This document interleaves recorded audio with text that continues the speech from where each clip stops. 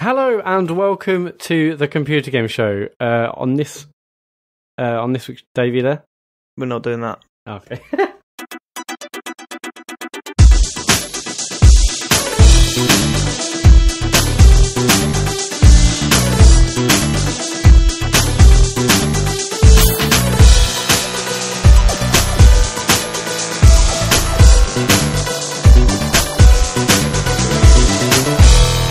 Hello and welcome to the Computer Game Show. I'm back, baby. James is here. Hey. And Matt's here. Hey. No John Denton. In fact, actually, I've got a statement we need to read out. Let's get this out of the way. Looking forward to hearing this. But go on. This is a statement from John Denton. To the TCGS Massive. It's with a heavy heart that I have to say goodbye to the podcast. Between normal work, extra work, and now the YouTube channel, which has grown far quicker than I had ever anticipated, my schedule is just too intense and something had to give.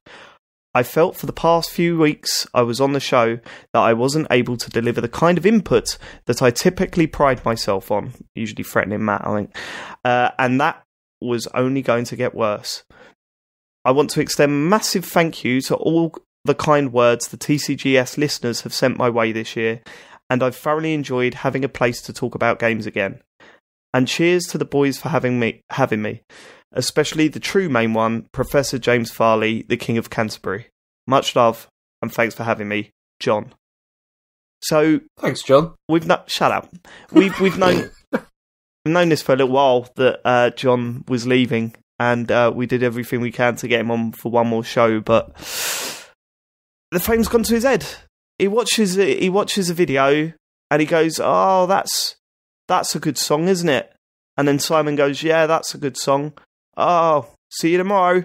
And that explodes. And he's getting I think they're close to 100,000 subscribers now. And suddenly he drops us. Doesn't even say goodbye. So part of me is absolutely gutted that John is leaving. Big part of me, because I've loved having him on the show. And part of me thinks, fuck you, John. Yeah, you know when people say, "Oh, how much are you paying your Sky bill?" "Oh, you're paying that much?" What we do is, right, ring them up, say you're going to leave, and they'll give you a discount. John's like, obviously his podcast is going places, apart from the Games Media Britlist award winners, but he's like, they're going places, I'm saying I'm leaving, try and double my salary. There was no salary, so he's... He's out of mayor there. He's out of mayor. I think because we all come from a place of saying we really enjoy doing the podcast, and for us that's enough, But clearly he didn't have that. So what can you do? I ain't happy about it, to be honest with you. Back to a 3-man show, not with my two favourite members of the podcast. Well, same here. It's go on. Shut up, James. Honestly, just... Also, right, okay, I'm not in the best of moods because I've got my list from the last two shows. Obviously, I've been off for the last 2 weeks. The first week, I was ill, couldn't talk.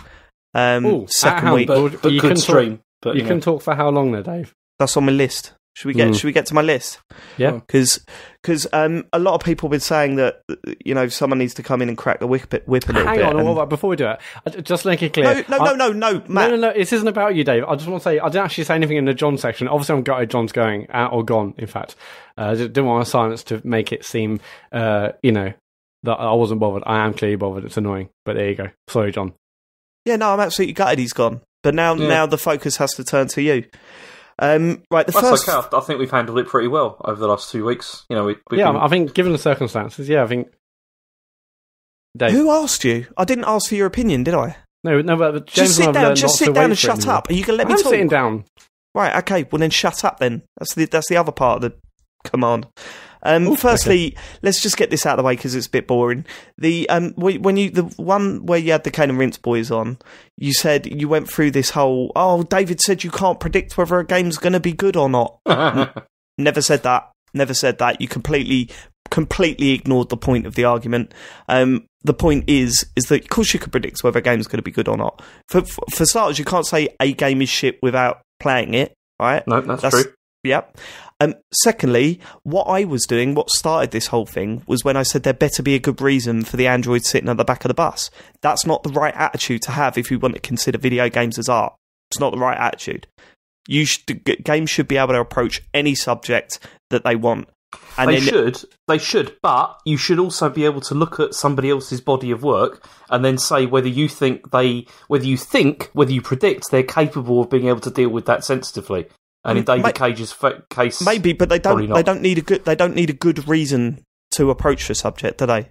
Of course they do. They need a reason to... No, you don't know the reason. We don't know the reason. That's the point. I do now, and if you're going into it going... No, because you do know the reason. That's the whole point of what we're saying. You're saying you don't need a reason. When it comes to that original tweet, James, saying... you can't... And I said there better be a good reason for them to be sitting at the back of the bus. That means nothing.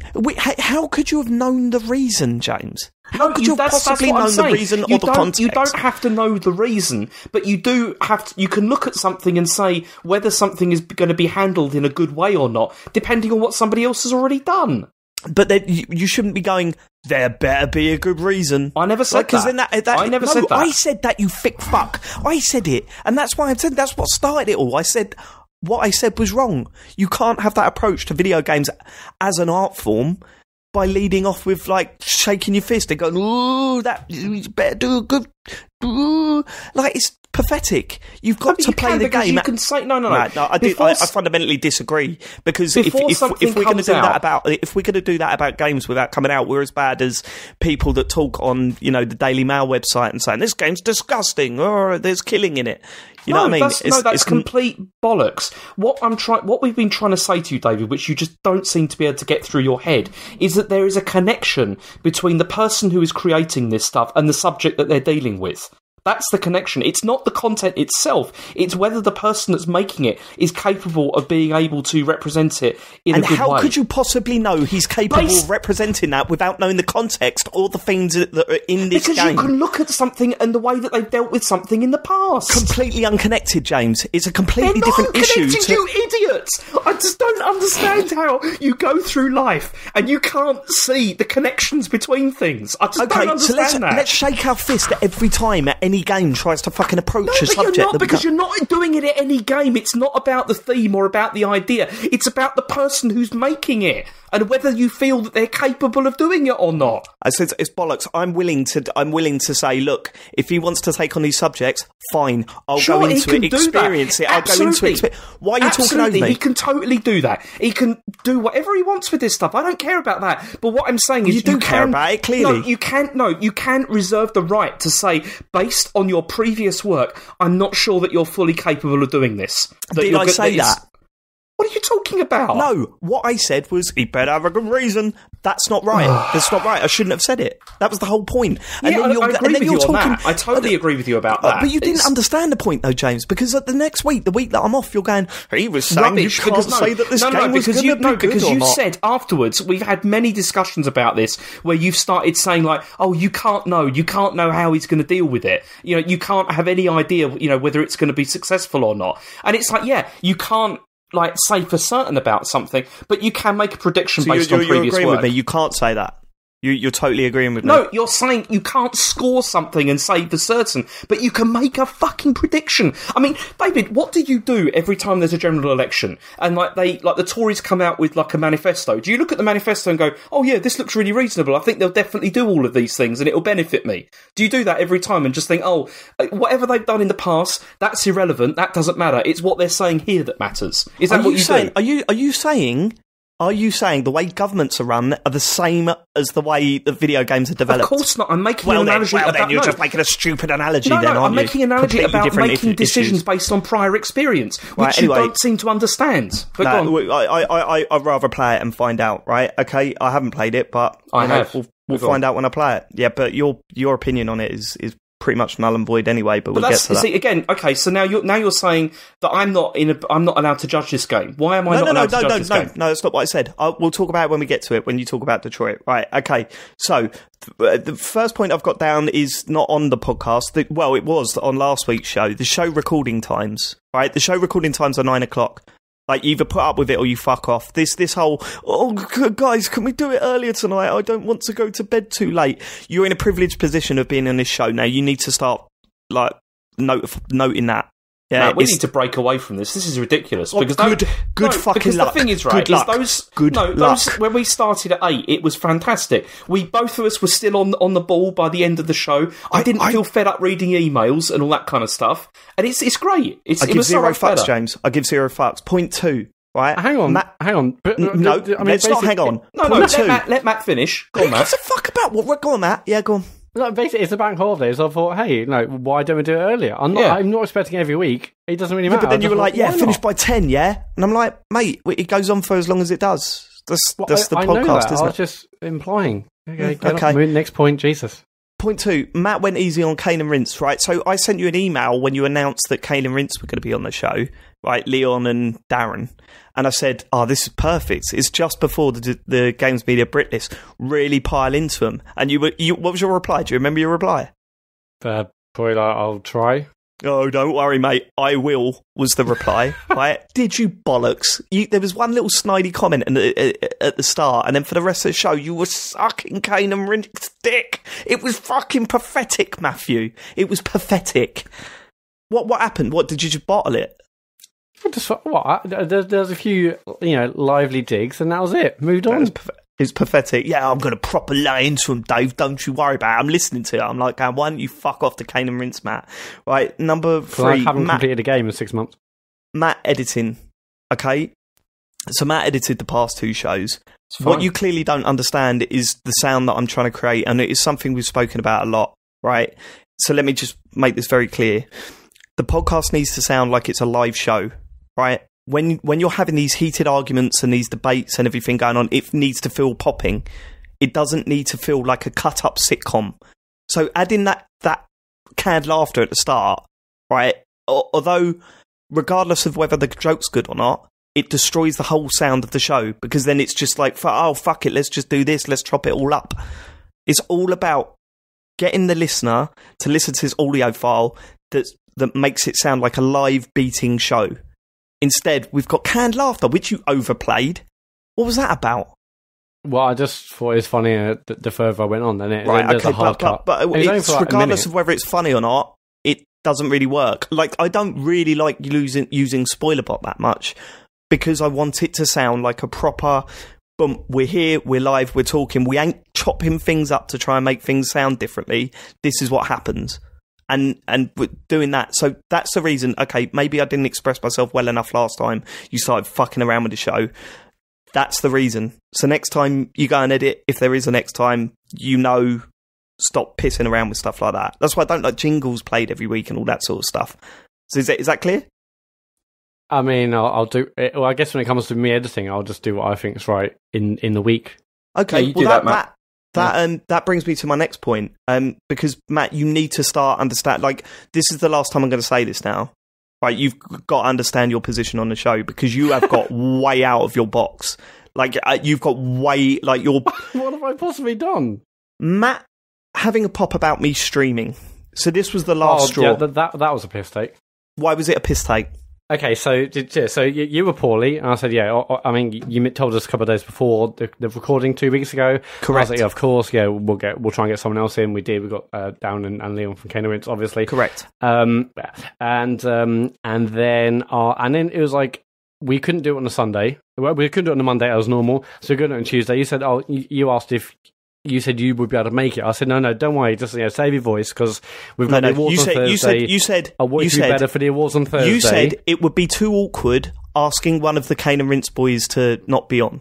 So I said, okay, do you know what? Fair enough. You didn't have to record, because I wanted you to get better for Thursday. I definitely said that actually in emails. That's total bollocks, right? I said that I will record on Tuesday. You said it would be too awkward to ask one of the Kane and Rince boys not to come on.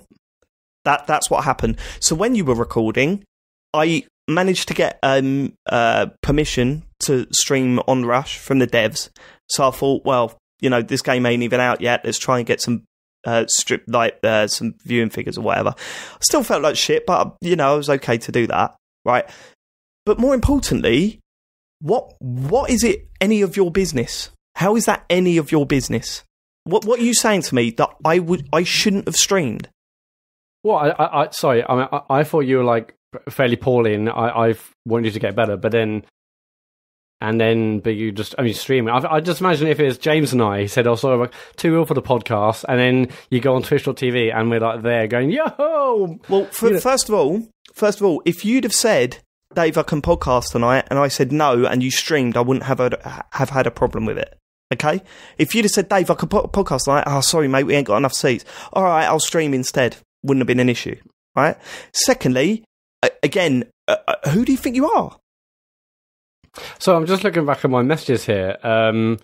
I said, I asked them both back again, this being Leon and Darren. I said, asking them both again because they're both gracious enough to give us their evenings. This is after we had to reschedule. You said, "Sorry, man, my voice is a lot better, but now it's a head cold. I could have done it, but it would have fucked me up, I think." I said, "Oh, plus I'm sure you'll be rough tomorrow, and we want you fully better by Thursday, and a week off will be better for you."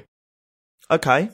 But, it doesn't matter. I just found it a little bit strange. Who are you? Who are you?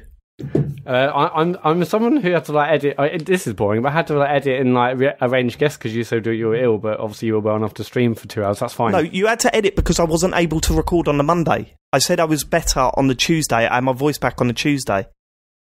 Yeah, but you also said I had a head cold. It would have fucked you up more. Matt, I don't answer to you. This is my house. This is my podcast. It's my rules. It's not yours. All right. And the sooner you realise that, the better. The sooner you start that, and it's the last time I'm going to say it because I've said it countless times before. I'm here. You're here. Right. You went to that nice little swanky do last week. You get to go on stage at Res because of me. Flat out. End of story. That's it. So start realising that, start remembering that, because you're getting way too big for your boots, mate. Way too big. I'm fairly sure if I hadn't submitted us, you probably wouldn't have bothered submitting us for the awards. So I don't. Well, we'll never know. But what we definitely will know is that if I didn't start the computer game show, you'd be doing nothing. Interface might be still going to about 20 people. That's it. That's flat out. And I'm sorry if that sounds harsh, but that's the absolute truth. It's the truth, and you've got to remember Gary Dutton at the awards show, so don't worry about it. Next point. No, there we go then. When other people are saying it, start to realise it, yeah? So don't dig me out on last week's podcast. It's pathetic. Anyway, I enjoyed the 2 shows. They didn't really feel like the computer game shows, but that's fine. It's good to have a break. I'm back now. I hope that now that I've got that all off my chest, we can all just move on. Yeah? Yep. James? Yeah, whatever. Go on. How are you? Nothing. Go on. Right, okay. Well, if we want to keep this weird atmosphere up, fine. I just don't get why you have to come on here and be all like, look at me, I'm Mr. Billy Big Bollocks and all that kind of thing. I just don't get it, I don't want to do it. I don't want to do it, James, but I don't want to... We put out some reasonable shows, 2 reasonable shows. Okay, they may not have been banging, but they were, we enjoyed them. We had a good time. Quite a lot of the listeners also quite enjoyed them. We had some nice feedback. And then you have to come in here and start ripping into us. Why? What's the point of that? Because I don't want to put out a reasonable show. I want to put out a banging show. And so far, I think it's been pretty good. And secondly, James, I don't want to get all Bertie Big Bollocks. But when people are trying to tell me what I can do when you've told me that you can't, we've got too many people to record. Right, when you've got someone that thinks that he's starting to take over the show and it's all about him, he needs to be told. He needs to be reminded the hierarchy, the one that we all agreed on. I made it all about you by saying you get better. We'll sort something out. Don't worry about it. Rest your head. Yeah. I didn't say rest your head on Twitch. You don't tell me what to do. No, it's just some friendly recommendations as a friend. Some friendly. Well, I didn't take that friendly recommendation, did I? I know you went streaming. So don't give me the big one now. Matt, you're a fucking nobody. All right, without me, you're a nobody. Points or what? What? Have you got anything else to say, or should we move on to follow up? I know, because I think you're going to cry in a minute. Right? Should we do listener feedback? I guess. Let's hear what they said about these amazing shows. Go on. Thomas Innes, a good pod last night, but once again, too mature, too sedate, and too civilised. It was a gentle meander through Waitrose when I wanted to brawl and B&M. We had Mellow Matt exchange thoughts with esteemed colleague Jovial James. It was like Magic FM, all chilled out, polite to a fault. Complete sentences were articulated without interruption. What's that all about? Can't wait for the return of Dave and John. Well, sorry about that. So normal services resumed. That is to say, arguing and bickering, punctuated by the occasional death threat. we're back. Matt, I'm going to kill you. There you go. That's top your list off. Next. Tender P. I thought it was a good... Wait, Matt. Okay, Matt. See, I noticed this because I thought you'd do this.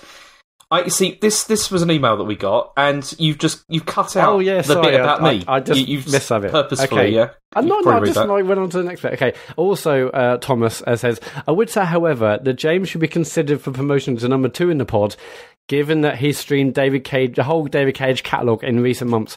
He's proven his commitment to the pod, even if it gets a bit boring when David isn't there to cross swords with. You didn't have to read that bit, but yeah, the other bit is fine. Make your mind up. Tendo P. I thought it was a good one this time round with yourself, Matt and James. It was a bit more tame episode by comparison to the usual, but I found it engaging, informative and entertaining.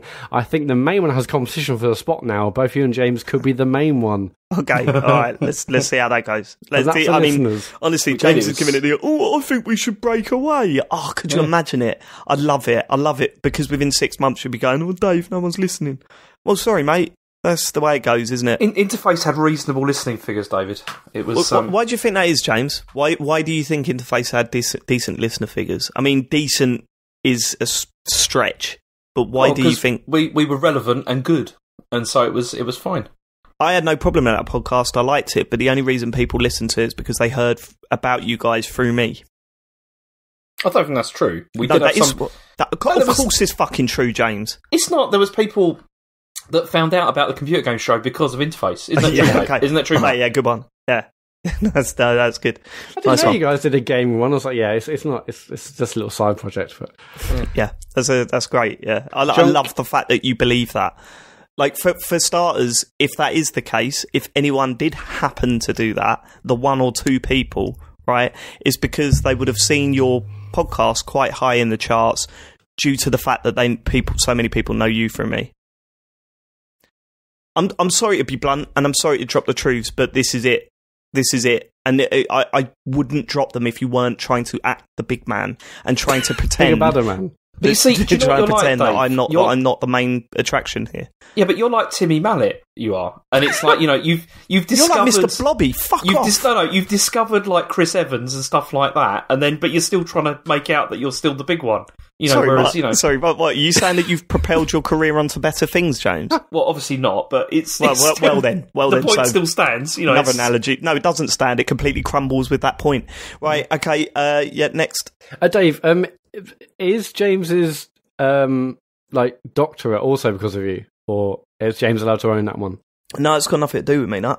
Okay. Cool. Yeah, and you know that, and I don't know why you're trying to be. Like, was that a joke or what was that? Because you fucked me off in the opening 25 minutes of this podcast. That's why, Dave. Well, you fucked me off last week when I weren't around, Matt. You try. You away. Look, I think like we put out two good shows. Obviously, they weren't the same sort of as lively as a regular TCGS show, but we put out good shows. We could have just not put out shows in like the week we were nominated for an award. I think. Which is do you know what? I don't think people would have minded, to be honest. And also.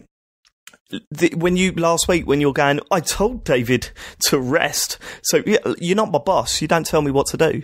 If anything, I'm your boss.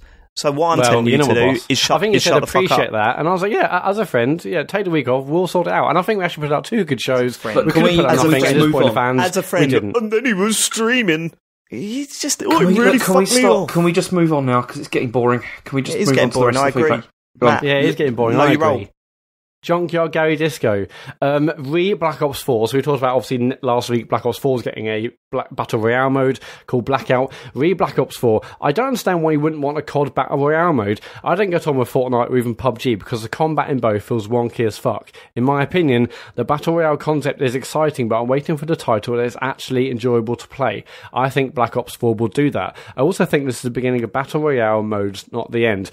That excites me because I can't wait to see what twists various big studios put on the genre to create more polished Battle Royale modes. And I think I've got to agree with Gary actually there, because look, the shooting in Fortnite is not great. PUBG it's better, but still not amazing. The shooting in Fortnite's pretty good. I like it. The shooting, I mean, it's fine. It's definitely of a type. But yeah, imagine a game, say like Destiny, with Destiny shooting and a Battle Royale mode. I mean, that would be mind blowing. So maybe I shouldn't maybe shouldn't be so snarky about this, but for us, I think our comments last week were more about the fact that COD is it's a game where like the lives are really really quick, and the whole point of COD is like you die, you get back in within 5 seconds, you kill, you die, it's really really quick and snappy. Like if it's 100 players and you die straight away and you have to wait like 20 minutes, half an hour, like I mean you don't. Why would you have to wait 20 minutes, half an hour? No, I mean, like... Yeah, no, I was a bit confused by why you were saying, I don't want this. Well, why not? I mean, it's a good game mode. And as we've said before, it's not so much about Battle Royale games coming out. It's more about existing games including this mode. Like, I'm bang up for that. I'm bang up for that for fucking everything. They can whack it in everything. I'll definitely give it a go. I mean, if there's one in Rainbow Six, brilliant. If there's one in, other games, fine. Red Dead, if that fucking just shove one in there, good, we'll give it a go. I don't understand why you were like, I don't need this. I guess I'm just a little bit tiny bit tired of it, but I think Guy makes a good point. If a game with decent shoot mechanics comes out and smashes it, then yeah, of course. And to me, it's less a genre, it's a mode, Yeah, so, yeah. That's that, and that I think is where it's gonna. That's what's going to happen to this stuff. It's going to be a mode. I think what I said last week is, if you're developing a battle royale game on its own, like that feels flawed. If you put battle royale into other games, that feels fine. But I can't imagine anyone else, coming in really, other than say someone like a COD or Battlefield, a sort of independent game or brand new IP, just battle royale. I can't see that working. No, it would be like at this point, it'd be like a game coming out with just to capture the flag game. Like that's the way I see it. All right. And that's about it. We had a couple more tweets about the show being quite chilled last week, but that's about it. Thank you ever so much to everyone for your feedback. You can leave us more feedback by tweeting us at ComputerGamePod on Twitter, or you can email thecomputergameshow@gmail.com. Okay, right. Should we get on to the news? We can do the news. James, this better be good with all the mouth you've been giving. There's been some pretty, I think it's pretty interesting news this week. I mean, a lot of it's been like hardware focused with like, there's the PS4, so we got the PS4 is heading into its end of life cycle, they've said here. And so this is where they've said that hardware sales are still strong, but are beginning to decline. So this year they're predicting 16 million sold compared with 19 million last year. And Sony apparently now wants to focus more on PSN and on subscriptions. And they think that this is going to grow further because more people are going to subscribe because of like exclusive content and exclusive games they're developing, like God of War and stuff like that. And so they're going to start just really to focus on sort of user growth rather than hardware sales. This is kind of the plan. Did they quote God of War in that? No. I just mean like in terms of like exclusive content. That wouldn't be a good example because that is literally an offline. It is, yeah. But in terms of like, they want to focus on there being more exclusive content, like for the machine. And, yeah, for sure. I mean, also they mentioned about PS Plus being massive. You just mentioned that, James, saying it's gone from 20.8 million subs in April 2016 to now 34.2 million subs in April 2018. Now, it's obviously loads of people are thinking, what if Microsoft and Sony, gave us free online play? Would that be like a cool differentiator? I think this, and also, seeing Microsoft's figures for Xbox Live subs, like financially. Like that'll be a big play, sure. And wow, free online play, but financially, why would they do that? Yeah, 34 million paying subscriptions. Also, they've just gone up to like £50 or $60 whatever a year from 40 or whatever it was before. So they've all gone up, and there's 34 million of them. There's no way they're gonna turn that revenue down for a while. I think if they want to grow stuff like subscriptions, it needs to be more like of a value proposition. Like I think PSN, already the games they release are pretty good. Like you do sometimes get some good stuff, but I think they could still do something with PlayStation Now as well. Like if they could roll that. I think they sort of have to. I mean, they bought Gaikai. PlayStation Now is there, but I don't know anyone that does anyone use it. I mean, that's I'm not sure the thing I'm always curious but about. It feels like they've got this. They just haven't dealt with it, handled it well, or incorporated it well. I mean, I think we've definitely discussed this in the past, but if I said, okay, so how much is PS Plus now? Yeah, say it's like 40 quid or whatever. You can always get it cheap online. If I said you pay 50 quid, but you get PS Now as well, would you pay extra for that? I would, yeah. I definitely would, because there's a load of stuff from like the earlier eras that I didn't get around to playing or whatever, and I'd be interested in doing that. If it was like not a massive amount more money, then I'd be interested in it, but... Yeah, I feel like they do need to roll it in because right now it's there in the background. No one I'm aware of is even using it or even bothered about it. But I don't know. I mean, they obviously saw something when they bought Gaikai. I can't know how much they bought it for, but they saw technology. They thought it would work well. Obviously, Microsoft's doing another thing, which people seem quite hyped for. Backwards compatibility and this, that, and the other, and also Game Pass. We download full titles, not streaming. Sony have gone the streaming route. It feels like, if anything, they've gone a little bit too early before really super high-speed internet is there and is capable of streaming these games without latency issues. So I feel like there's definitely work for them to be done in that regard. See, if they also want this to be like a growing the services idea of like PlayStation Network, of it being like this thing. If you're looking at like in the future with like PS5, if that looks like it's going to be using like the similar like x86 hardware and all that kind of thing, so it'll play PS4 games as well. If you can then also say, and if you're part of this service, you also get access to like all of the other like PlayStation content, through like PlayStation Now. I think that's pretty good. Well, This is it as well, isn't it? I mean, we've spoken about this a lot over the years about what Sony's next play is going to be. I think Microsoft have raised the bar on what we expect in the future from our consoles. The whole, hey, not only can you could play all your old games, and is it going to feel more like a pro update? I don't think so. I think it's going to be bigger than that. What, we don't want PS5 now? Yeah, I mean, I think it will be bigger, but surely it's got to play all of the PS4 games as well. Like, it's got to. I'd be amazed if it didn't, to be honest, because that would be a Microsoft level fuck up. Because they shifted over to like PC style hardware, didn't they? For, that's the whole point. Whereas before it was like, I mean, all the Sony consoles had used their own sort of proprietary weird stuff that made it difficult to emulate. And but this time, I don't really see how there's a massive excuse, but I'm sure somebody will tell me there's a good reason why it can't be done. Especially with how many they've sold. Imagine they're going to sell I think they'll sell about 60, or they sold 79.8 million. By the time PS5 comes out, that will probably be over 100 million. 100 million consoles. Oh yeah, sorry, your digital game stuff, your digital library that people now expect and it used to with like iOS, and now obviously with Xbox and stuff, that isn't going to work on PS5. I think I'll be pretty shocked, and that'll be a crazy, like, maybe classic Sony complacent Sony like decision, but I can't see it happening, especially given that they moved to x86 architecture previously. Well, there's this and the whole are they, like, what's the crossover period going to be like? Is that going to be a lot more simple than it has been before? Is it going to be such a huge jump that new games are going to quickly move to the new console? I don't, people are expecting more these days because this generation, a lot of people bought two versions of the console instead of one. And I know that's happened in the past where you've had the Xbox One S, the Slim model for the 360. Yeah, the 360 and the PS3 and stuff Slim like that. And all that, yeah. But this one was way more expensive. Like, the Pro was way more expensive than... it did more, didn't it? Because it was actually a hardware upgrade, whereas the other ones were just redesigned models. So I don't think people are going to be too happy if they ditch the PS4 versions of games like as quickly as they did with the PS3, if you know what I mean. Like, the transition from PS3 to PS4 was pretty quick. I don't think the PS4 to PS5 transition can be as quick, is what I'm saying. See, also, I mean, the other bit of news that came from this is that the head of PlayStation, it's Tsuyoshi Kodera, has said that the PS5 is at least 3 years away now. Like, it's not coming soon. It's going to be at least 3 years from now.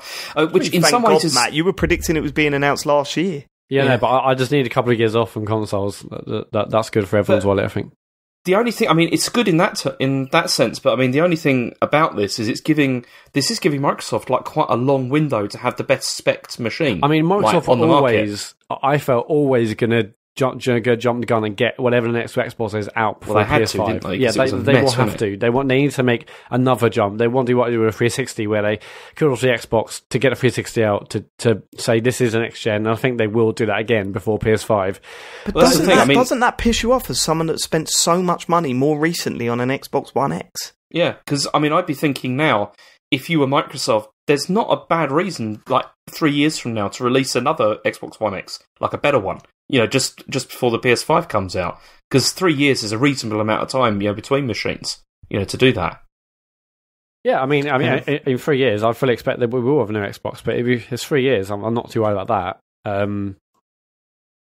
But yeah, I mean, Microsoft was always going to jump the gun. They're always going to try and get out before PS5. This gives them a window, but this could also be bluffing. I mean, he might say at least 3 years away. That doesn't mean that's actually going to be the case. It's almost like we don't know, isn't it? Okay, let's do the story. Okay, so next one is like Nintendo is going to start selling the Switch without a dock in Japan. So far this is Japan only, and they've also it's been confirmed it's not happening in the US yet. But the bundle's only going to include the Joy-Cons and the Switch, so there's no dock and no power adapter, and no like cables or anything at all. And I mean, the point they've said for doing this is that it's going to be like people pick it up as a second console. Like, so with the family you'd have like more than one, you pick up this one. So the price difference is it's like $244 for this version and $293 for the one with the dock. So you're like, it's like $50 like difference or whatever. $50 difference, but then they're selling the dock for $100, right? Yeah, I know, it doesn't make any sense, but I mean, it makes zero sense. Buy the docked version and leave the dock. Also, you might as well buy the dock version and sell the dock. Or or if it's a second console, put a dock on another TV in the house. Yeah, well, I know, but what I'm saying is that if you want a console without a dock, buy it with a dock and sell it for like £80 or whatever, $80 or whatever, and it will come out cheaper than what Nintendo. Yeah, I don't think they mentioned that in the press release. No, they didn't. But it's a strange one because I never would have predicted it. Like we were talking about possibly a TV only version of the Switch or handheld only, or this version without a dock, and we were saying, well, that doesn't defeat the whole point of what the Switch is. But it doesn't in this case, though, does it? Because the whole point is that the use. I mean, in their words, the whole use case is that if you've already got one, so then you've still got all the stuff to put it on the TV if you want to anyway. Yeah, it's a strange move and one that okay, it might fit into people's lives, and the more options, the better. I guess I never saw it coming, and if the demand's there for it, then why not? Yeah, it's just weird. I mean, for me, it's just. I mean, I'd be interested in this if the price difference was quite a bit bigger, because it would be nice to have another one in the house, but it's the amount is still far too much. I mean, yeah, when you consider the saving is half the price of a dock, it does. But come on, you know what I mean? Like, we're not. You can just look it up. I mean, it's ridiculous, but there you go. Whatever. Okay, it's there for people that want it. My advice is buy one with a dock and sell the dock. If it ever comes out over it. Any Japanese listeners, that's what you got to do. James, when you say you love a second one, I presume a second one for your kids, like because I see every weekend now, because they only play it on the weekend. But I hate getting it back kind of like on Sunday evening and like having to spend ages cleaning it because it's all just like greasy and just like it's just horrible. Yeah, it's it'd be nice not to have to do that. It's just horrible. But yeah, wet wipes. Okay. Yeah. Okay. They're getting banned soon, aren't they? Bloody hell, what is the world coming to? Okay, go on.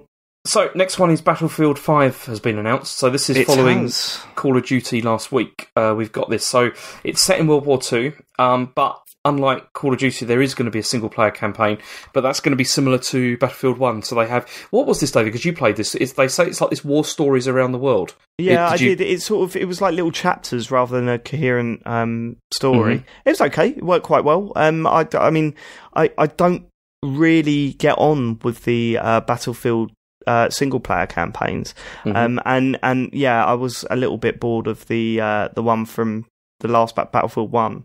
But whatever. Okay. I it's funny. There's always been this thing about, should they even bother with a campaign? And maybe not. Like I totally get the reason why Call of Duty are dropping it. I'd like to see if there's a price difference with that, but I bet not. Now they've focused on the battle royale aspect of it. But yeah, no, I mean, DICE have the team to put together a good campaign, so there's no reason why this can't be good. It'd just be interesting to see whether it's just they've always felt like a bit like, oh, this is kind of what it's like online, but we've added a story on top. And they did a little bit better with Battlefield 1 for sure. But I'm interested to see how much effort they've put into the campaign for this one. I still think it's a shame that like Call of Duty is getting rid of them really, because it was the only thing that I really enjoyed about those games. Because particularly, not so much in like the last sort of 10 years, I guess, but in the beginning there was like this real attempt to like try and tell like a story and like try and tell like a story of like historical combat. How long ago was that? When was the last time where you thought, yeah, this really is World War II was okay, but only okay. Yeah, but I know what you mean. It's just I don't know, it's just a bit of a shame. I mean, it gets to the stage where like the games become more and more like Wolfenstein, basically, in terms of like the way that they deal with stuff. In that it just becomes more and more sort of just there. It's a general, World War II, World War One is a general theme, but it's not really actually that anymore. It's just no, and I think there is a market for that. There is a market for a proper, a realistic portrayal of a war, a horrific war. Single player type experience, but obviously they're not doing these anymore, is it? It's done. Right, so anyway, interested to see if someone tries to take that up. Mm-hmm. You know what I mean? Tries to fill that gap, because Call of Duty hasn't done it for a long time. Battlefield it was okay, but it didn't really have that feeling towards it, Mm-hmm. And I think someone could take that and run with it. It's just whether it would be financially viable, because everyone sighs when World War II comes up still. It's like, oh God, we're doing World War II again, are we? It's like, yeah, there was a bit we've of not had a good World War II game for a long time. Yeah.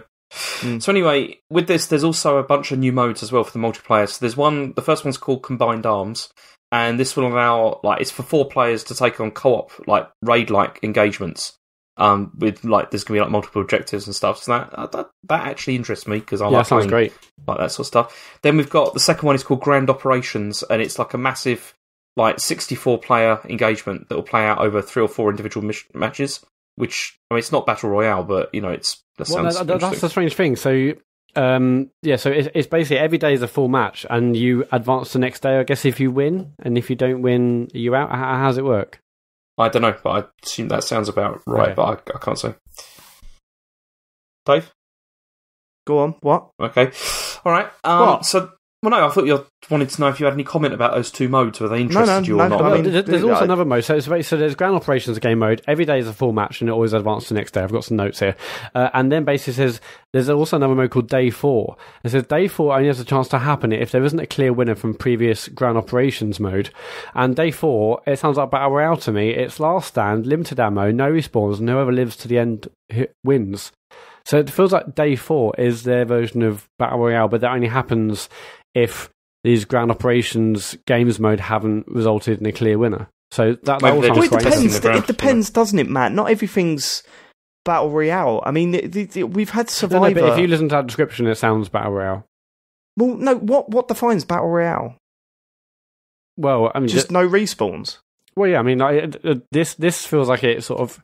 It defines it for me. It doesn't mention about circles and the game getting smaller, but because they're the stuff that defines it. So the circle getting smaller, the loot based stuff, all of that sort of stuff. Definitely, yeah. Yeah, but what I'm saying is that we've had no respawn death matches for fucking years in video games.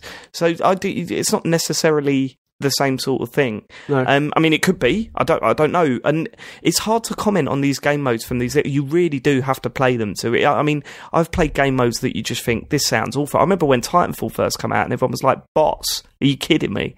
And then you play it and you realise this is genius. This is fucking genius.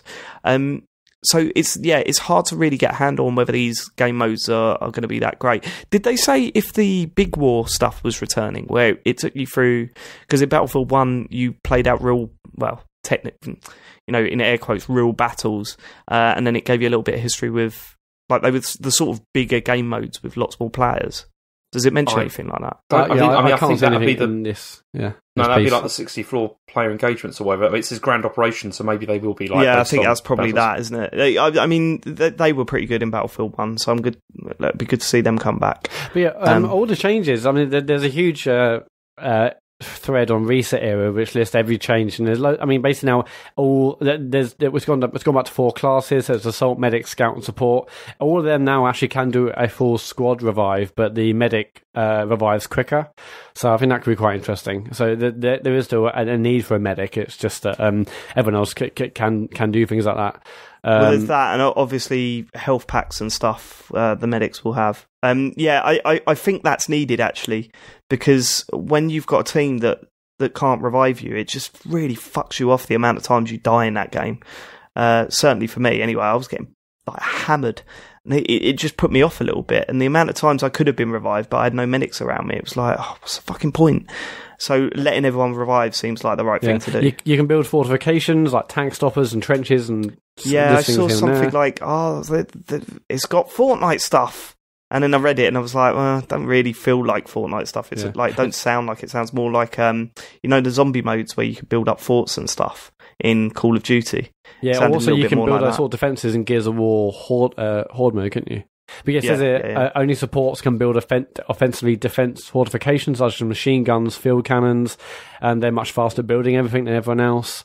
There's much less ammo now on spawn, and you have ammo after a few fights, so you have to grab ammo elsewhere, crates and whatnot. Every gun has a unique recoil. Basically, there's tons of these changes listed on this thread, and it all sounds really, really exciting, actually. So, it's good to see that they're not just resting on what they're good. They're not just laying back and doing what they know that they can do. They're actually attempting to make a new game out of it. There's also a mode called Tides of War, which has daily, weekly, and monthly challenges with overarching chapters and quest lines that give you unique items and cosmetics.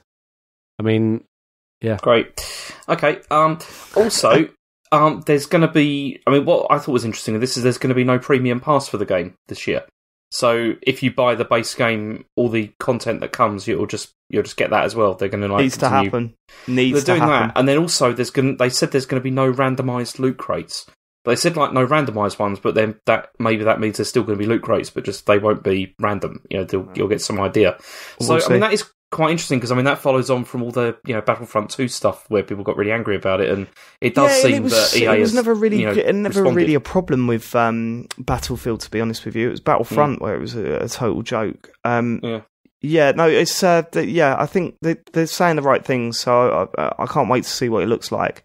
And obviously the big news that was buzzing around the internet was that there are female characters on there. Yeah, some people got angry about this, which is did they? Really? I mean, some people did, yeah, but then I saw more people trying to go, hey, those nasty people, those people that are against it, fuck them off, mate. Why are you talking about them as if they've? I don't know. It's just fucking weird. We all know that it's not a problem. We all know that it's not a problem. We all know that Battlefield has always been not exactly historically accurate. As James was kicking off with last time, do you remember Battlefield 1? The airships or whatever. You know what I mean? It's not. That's what I was talking about earlier, as well. How it's become these games. They become more. It's like a World War theme rather than any attempt to try and make it accurate at all. Although there were women fighting in World War II, so that doesn't work either. I mean, I don't know. This is stupid. Okay. Okay, so we got that happened. Then also, the final piece of news was that John Bain, known as Total Biscuit, has died. And, he died of cancer. He was 33. Yeah, it was horrific. A 33-year-old man dying to that disease, and he was... And the only thing that I had to say about this, right, is that he was a controversial figure in some people's eyes, and you may not have agreed with his point of views, or you may have thought he was, leading hate mobs and stuff like that. I'd read all that sort of stuff. I don't understand, the man had passed away, and I'm seeing people, getting into his politics on that day on forums and on Twitter and stuff like that. I just didn't feel comfortable with that shit, man. I just think let things leave that side of things at the moment, because the guy, the man's passed away, and he was a big part of gaming. He was a big part of gaming media, and it's sad. It's extremely sad. Let's not start jumping around and screaming politics at the top of your lungs the moment he dies. It just makes me feel horrible. Actually, I felt pretty fucked up about it that day. It's fucking horrible. It's horrible. So whatever you thought of him, if you didn't like the man or whatever, just let time pass, and then maybe I don't know what the right time is to start bringing all this stuff up, but the there and then just made me feel sick, to be honest with you. I didn't want to, I don't know, sad, isn't it? Yeah, it's Like, definitely- I mean- like, I knew nothing about him, to be honest. You must have heard of him, though. Yeah. no? Okay. Did you not? Have you not heard of him, No, James? I heard of him, but I didn't know anything about all the background of what was going on with the whole thing, because I don't... nor did I. I didn't really know follow much. like No. all those like YouTube people and stuff like that. I don't know anybody, so it's, you know, I'm not really... I don't know. I don't know. Similar to what you said, really. Mm. Okay, should we do what you've been playing? Should we move on to Is that now? is that it 'Cause for the news then, That's the end of James? the news, yeah. Okay. Let's do what you've been playing, and we should probably start with Detroit. Because James has been, it's the big release this week. I've seen various different conflicting views from different sides of the internet about this game. I want to hear what you thought of it, James. Well, it's funny because I started streaming it on Friday night, and I'm only 4 hours in. Like, I'm not.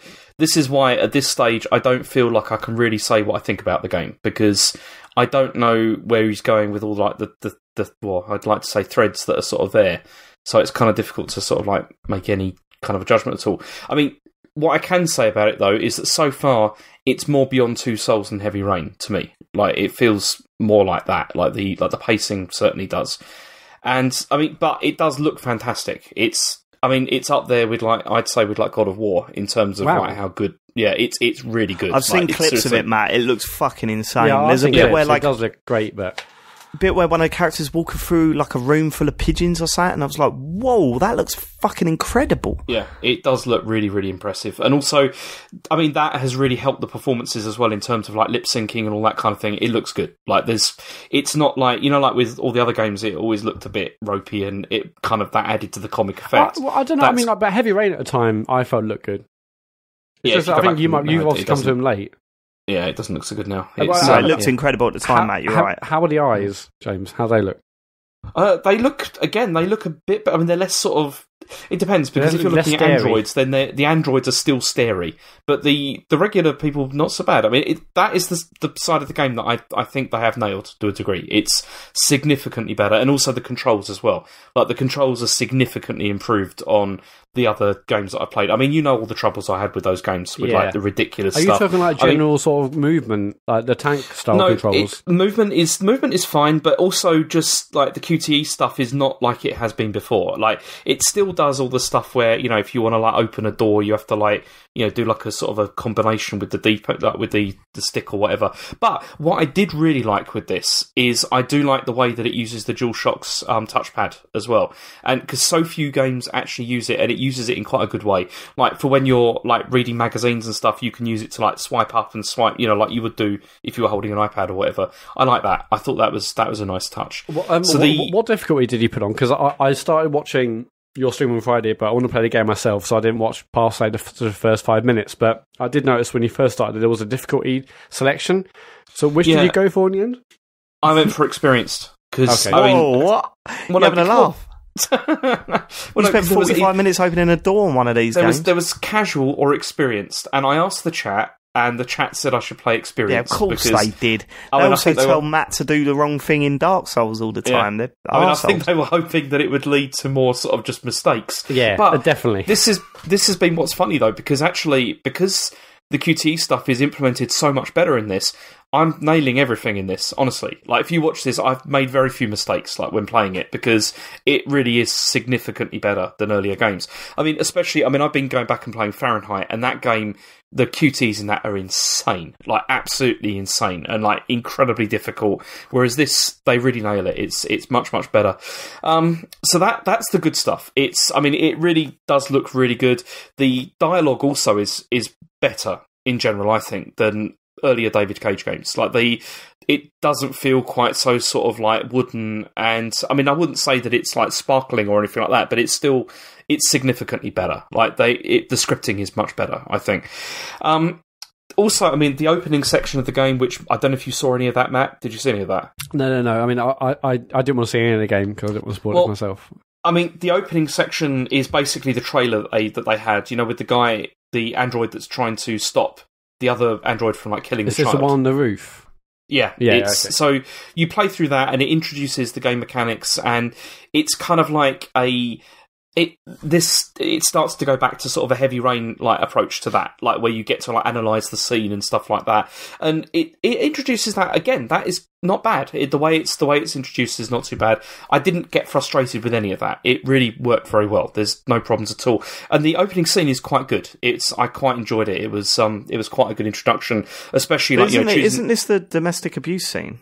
No, this is the one on the top of a building where you're trying to talk down a. Right, okay, Android. gotcha, yeah. Yeah, the domestic abuse comes later. I'll get to that.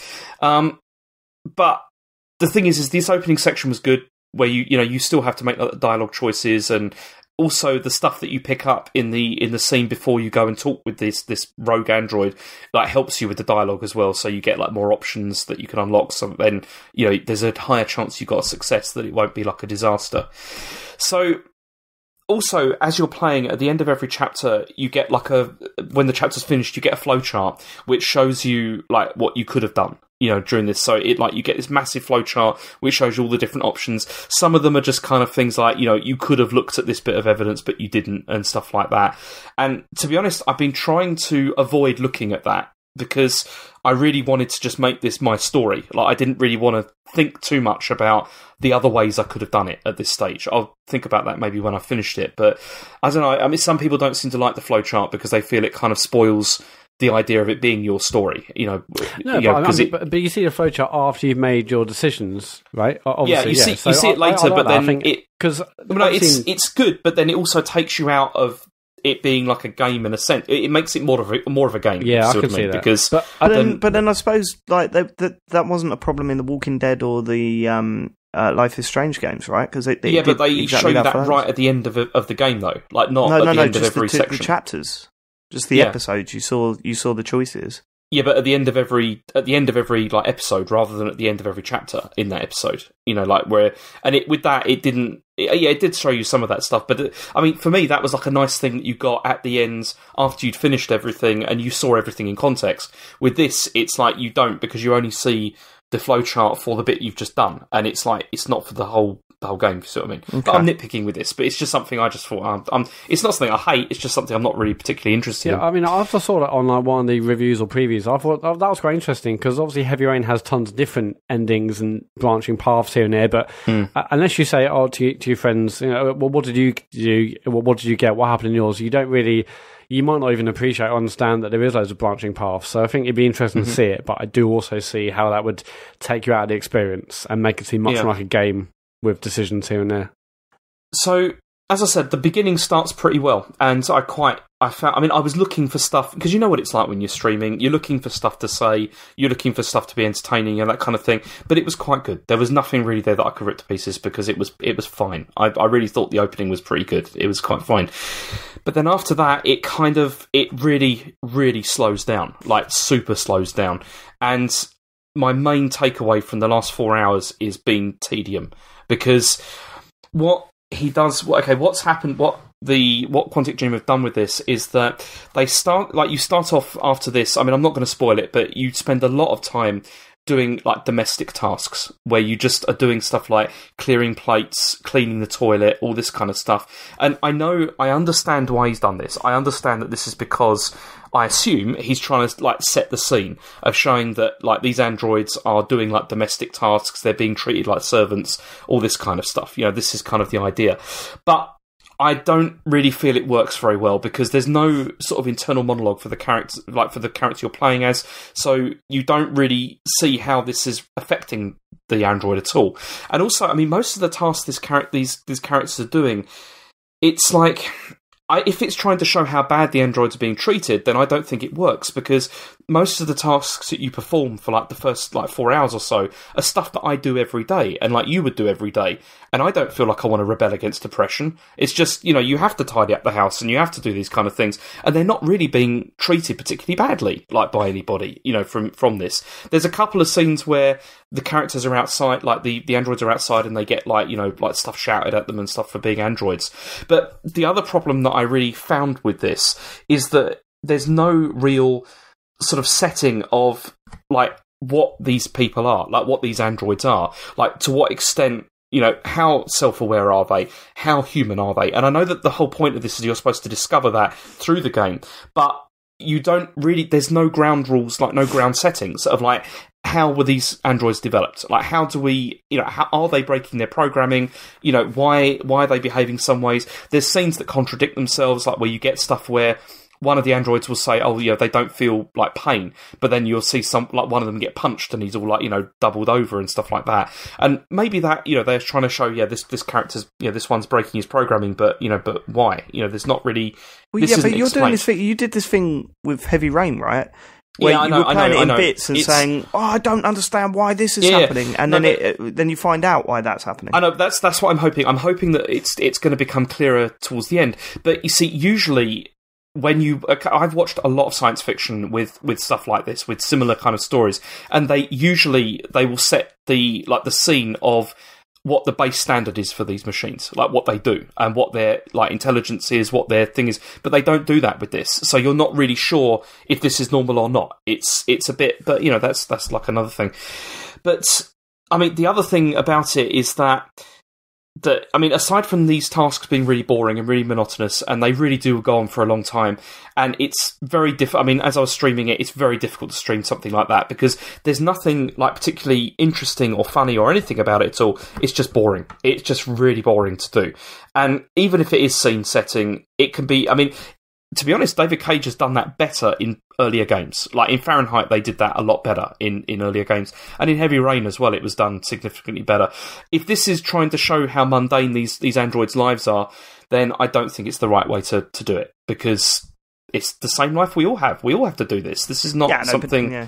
I know what you're saying. I mean, it's kind of different when you're tidying your house and you're being forced to tidy someone's house. There's a difference there, isn't there?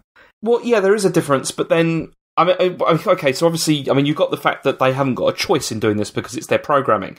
But on the other hand, it's tough. I have to think about this a bit more, by the time I finish the game.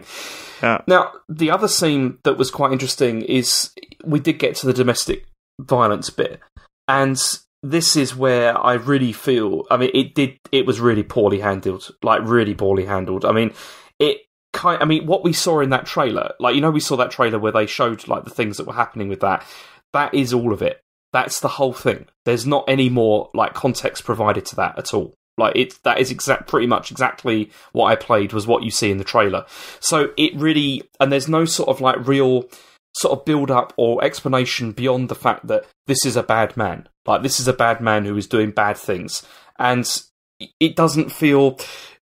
His anger goes from like 0 to 100 like almost instantly, and the whole scene just feels really unearned. Like it feels very uncomfortable, and I didn't find it enjoyable at all. Like what they're trying to do. I mean, I've seen films where a scene is shocking, and I don't think that hasn't earned the right. Like it's doing that to make an impact. But the thing is, they don't build the character enough for you to feel any sort of connection to why this is happening, like at all. There's really not enough like done to actually sort of build this, like why this man is like this. There's not enough. Like there really isn't enough to make that level of violence and to show what you see in this, to make it like worthwhile and to make it have some sort of resonance with people. You have to build the characters so you can understand what's going on, and I don't think they really do that here. The Shaun Dead's going for shock. Like I mean, if you think about but then that's pathetic. Then if you're just going for shock, then you can put scenes like that in wherever you want. But then you can't claim that you're dealing with serious issues if you're just trying to shock people. It doesn't work. I mean, one of the worst things. I mean, I sent it to you. There was the only scene setting they do is with that like the child's drawing where there's like a child like hilarious. Exactly, and that was the funniest bit in the whole game because that was so sort of like on the nose of like trying to sort of show this is a bad man, this is what happened before, but that was the only scene setting they provided. So to give you context, listeners, there's a scene where as the android you open a box of drawings, and it might as well just be it's drawings from the child that's involved, and it might as well just be a slideshow of everything that's happened. It was like within sequence as you're flipping through these drawings, like it's telling a story in the most direct way possible. I think the thing is, and I've been thinking about this a lot because I watched that scene, and it is embarrassing how it's basically, it might as well just be a bit of text, saying this is what happened. Like it wasn't. It just seemed so not surreal is not the right word. It's just like poorly put together. I mean, it's just it's like obvious. It's really ham-fisted, like the way it's been done. It's I think the way, because this stuff has been in David Cage games before, and yes, it is stupid, but I've never really found that sort of stuff game breaking for me. Like, it's never really destroyed that. Like, I've never been one to like properly get frustrated and wound up with that stuff. I mean, so that's maybe why I'm a little bit like more... some exposition in films is just like, Jesus Christ, okay, we get it. You don't have to, smash over the head. But exactly, then it's bad exposition then. And in this case, this is bad exposition. Like, it's just like a lazy way of like quickly getting the story. It's like when films use a voice, a narrator. So they didn't, or couldn't be bothered, or didn't want to have to do the scenes leading up to it to give context or explain why things are happening, and let's just do a voiceover to quickly get all that stuff out of the way. Or other things. I see a lot of it in American dramas. But like, hang on, so what you're saying is the bomb's going to be blown up tomorrow?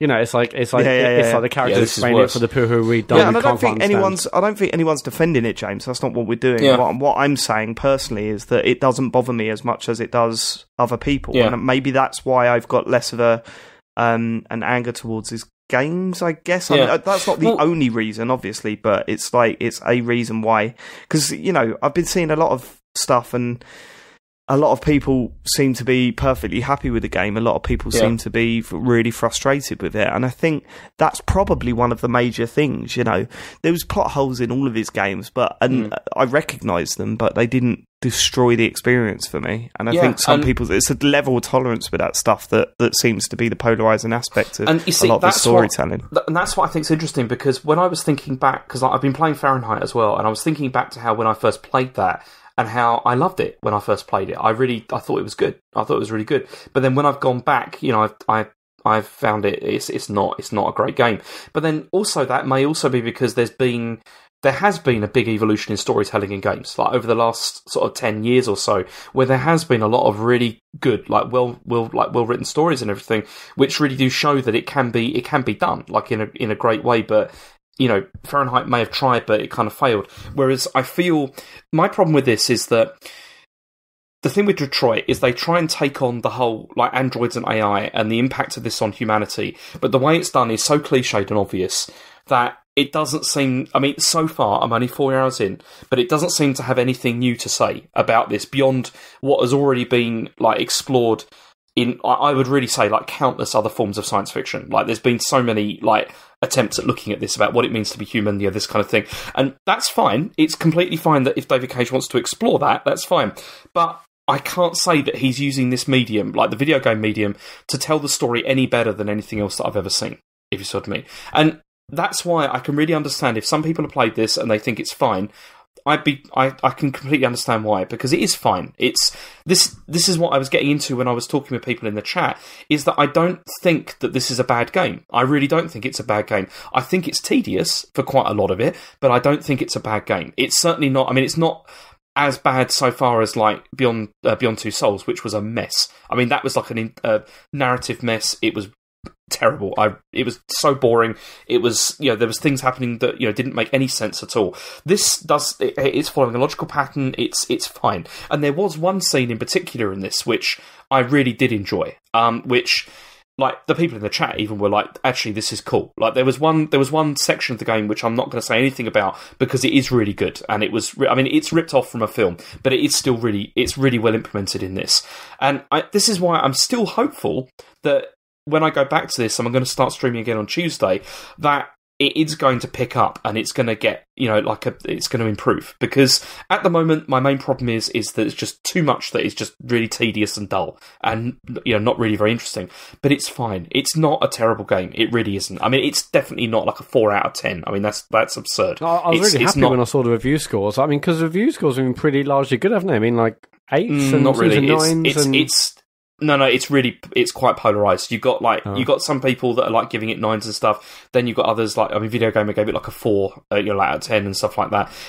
People have different takes on it. I mean, I need to wait until I played the full game because I can't say, but I'm still hopeful that something is going to come out of this. I just hope that it's going to get more interesting. And of course, you can't really have, and this is what I was referring to at the start, you can't really have an objective view on this, can you, James? No, and that's another point, because, I mean, I'm trying to look at this. I mean, I've played through all these games recently, and, you know, I mean, I've been playing them by streaming them, which obviously means that you're looking at it in quite a different way to you would if I was just sitting there online I mean, playing you really want that. You know, the comedy comes in digging shit out, so you're totally overanalyzing, you know, every minute detail. But that's also why this game has been quite difficult to stream, I think, because there's not a lot there to do that with, which to me indicates that this is not a terrible game. Because there was so much in like Beyond, and there's so much in Fahrenheit, and also, I mean, particularly in Heavy Rain, that you could really highlight and focus on and rip to pieces. Whereas this, there isn't that so much yet. It's hard, like, I think that needs to be recognised as well. I mean, like, there's that, and there's the fact that you've actively said on this show that you're prejudiced towards David Cage, which probably doesn't help matters. Do you know what I mean?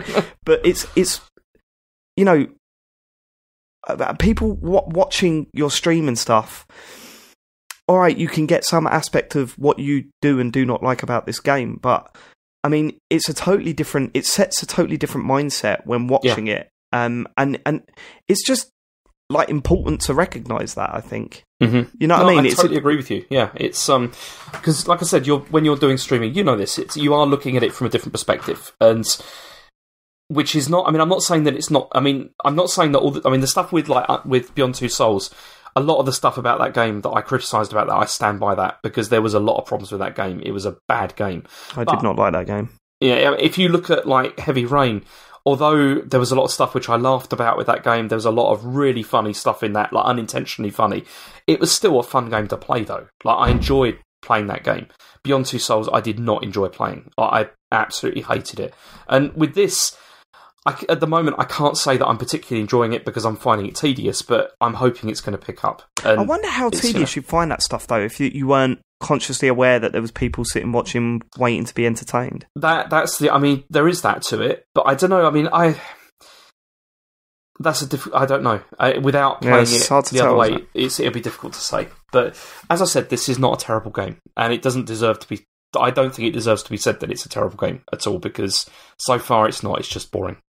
which that may sound damning, but I'm hoping it's going to pick up. It's But there you go. We'll see.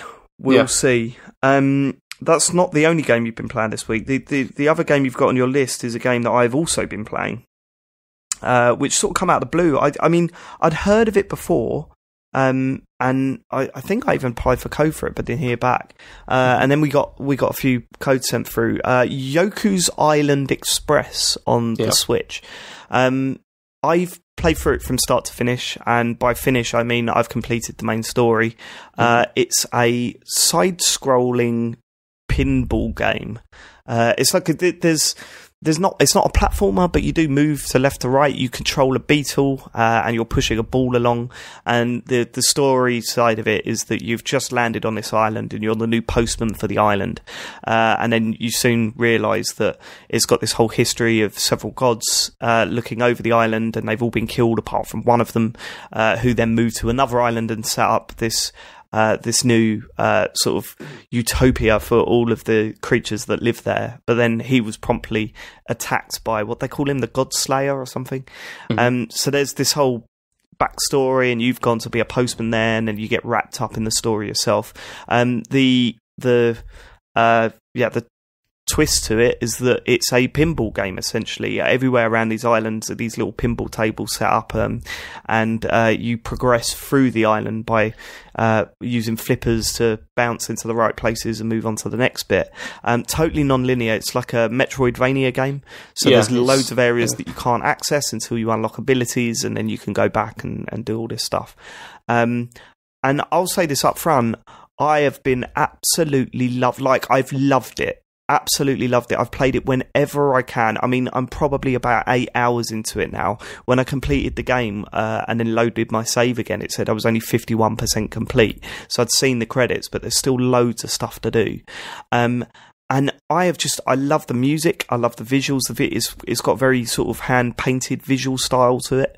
And I love the characters. They all seem interesting. They say, you know, there's so much to do on that island that it's crazy. There's bits that I don't even understand how it's possible to do yet, but then I'll find a new part of the island that I haven't been to, and then it unlocks a whole new series of events that I need to go and follow around. There was a lot of worry at the start when I started playing this. Like it felt like traversal was going to be horrific, because every time you wanted to get from one part of the island to the next, you had to enter a pinball table and then hope that you managed to fire the ball into the right place, because if you missed, you ended up somewhere that you didn't want to go. But then that gets resolved by like an unlock, and by the end of it, I mean, I've sat and I've just played so much of this game over the past 4 days that I'm insanely addicted to it, and I'm fully committed to 100% in this game. Like I want to find every single unlock. I want to follow every single quest and to its completion. I've done most of it. There's still a few that I've got no idea. There's like undeliverable packages that I need to. There's one left that I need to do, but I can't do it without unlocking something else that I'm not going to spoil. But I have been blown away, and what killed me was that I text James like a couple of days ago and said, look, have you started Yoku's Island yet? And it was just after I'd finished the main story. And James went, yeah, not really my sort of thing. And I was like, fuck, man, I really want to chat to you about this. But then you sent me a text today saying, actually, I've been playing some more. So what? Like, how far into it are you now, James? I've just got, the ability where you can like go down into the water. Like you can go right, okay, yeah, you got the fish. Yeah. I just got to that. And you see, I mean, when I said to you it wasn't really my thing, it's because I had similar concerns about like the traversal thing with the, with the pinball stuff. Because I'll be honest, I mean, I'm not a pinball person. I never play like pinball games because they just don't interest me like at all. And I know people will probably get angry about that, but I just don't find them interesting. And I wonder if because I was exactly the same as you until the PS4 came out. Like, okay. I was just like, oh yeah, pinball, great. But it wasn't until I understood what pinball actually was, like the actual sub-game to the thing, that I started realising that, whoa, these pinball tables are not just try and keep the ball up to get as many points as possible. There's a whole sub-game hidden behind every table. And then that's what it was that Zen pinball, Matt, where I suddenly realised that, hold on, there's like achievements and tasks that I need to do on each pinball table. Like, that's the point in these things. And to some extent, that's what this game feels like. At first, it feels like I'm just going from pinball bit to pinball bit and then moving on. And then you realise that there's so much more hidden stuff in there through the lights that you need to light up and the different paths that you can open up, that you realise that, there's way more to this game than I thought there would be. Way more. And that's what I found with this, because I've started to find that the traversal stuff was not so as bad as I thought it was going to be. Well, you unlocked the beeline, right? Yeah, and that's when it started to become more interesting, and now I've been really hooked on it. Like I've played it since I spoke to you. I played it today, like quite a bit, and it is one of those games where I didn't want to put it down really, because I started to explore, and things started because like you start to realise like how those tables work, how each area works, and then how you unlock, you have to unlock like doing things often like the same thing over and over again, and then it unlocks something, and it's like, oh, okay, now I understand like how to get like through this bit. But yeah, it certainly is interesting and a lot better than I thought it was going to be. I think what I'm interested in with you, David, is that this is like a Metroidvania like style game, which I know that you don't really play. Like you've never really been into those at all. No. Would this make you want to try one? Because it depends, right? Because I've been thinking about this a lot as well, because I have really enjoyed the aspect of going, oh shit, I can go back there and do this now. Yeah, right. I've got this in the back of my head. Like, I love it. Yeah, and that's the whole idea with a Metroidvania game. Yeah. The problem I've had with Metroidvania games before is that I haven't wanted to go back and visit past areas. It kind of feels like retreading old ground. And but for this, because I'm enjoying flying about the island so much, everywhere from using the beeline, which is the sort of, it's kind of a fast travel mechanic, but it's not. There are like rules to it, and it's just not a direct fast travel mechanic. And to actually enjoying playing the pinball side of things, which the more you play, the less it becomes a pinball game for sure. The more you sort of open up onto different things and get different powers and that, there's a lot less of going into tables and trying to figure them out, and more there's an area of a map that I haven't visited, and how do I get to it? You know, it feels more like a environmental puzzle than it does a pinball game towards the end, especially like post credits. If a game made that stuff easier to like zip about in, then I guess the closest But they do. That's the thing. Yeah, and maybe I haven't seen that side of it. You know. I mean, because the thing is, I mean, what I've always really enjoyed about those games is that, like, over time, you know, you unlock more of these abilities, and then you get real, like, mastery over the environment, and you can, like, it is so fun to just go and explore, because it's the traversal is what is exciting about them, and what interesting, especially once you unlock more stuff. I mean, if Super Metroid ever like gets like a Switch release or in somewhere with it, I'm definitely going to gift you a copy, because I really think you'd like it, because it's I mean, that's like the pinnacle of this. Like, still, it's still like absolutely amazing. But that's, I mean, at the moment, I mean, there's Axiom Verge on which I've talked about already on here, which is on the Switch. But I don't think you'd like that. I think you'd probably hate it in because of the way the environment's laid out. I don't think you'd enjoy it that much, but. I don't know. I've been surprised by this, because I really, when I started it, I initially did have that sort of gut, like, oh, it's a pinball game, I'm not interested in this, and then you discover it's not really like, well, it is. It's really, really good. I mean, it's so charming. That music and the beeline is just brilliant. And Harry's been watching me play the full lot, and he just absolutely adores watching it. I was a bit worried because there's like a few scary sections in it with big bosses and stuff. But he totally did. He was fine with that. And I love the island. I love it. Like, I love the different sections to it. I love the different characters that you meet. And I can't wait to get back on it and find new secrets, because it genuinely feels like that. It's that sort of thing where it's like, oh my God, I don't know where to go. I don't know what I'm doing. Like, I don't know how I'm supposed to get to this part. And then you unlock something, you're like, whoa, right, okay, there's this whole new thing, and that's the addiction side of it. You're just about to put it down. This is why Metroidvania is really cool, David. This is like exactly why I love it. I'm just saying about this game. It's good. There are a couple of things that I think it can improve on. We're playing on Switch, and I'm finding that the loading doesn't quite keep up with the speed of the game sometimes. Only when you're using the beeline stuff. That's when you're like firing across the island and stuff. It sort of stutters a bit, which really, I don't know, really bugs me, like really winds me up.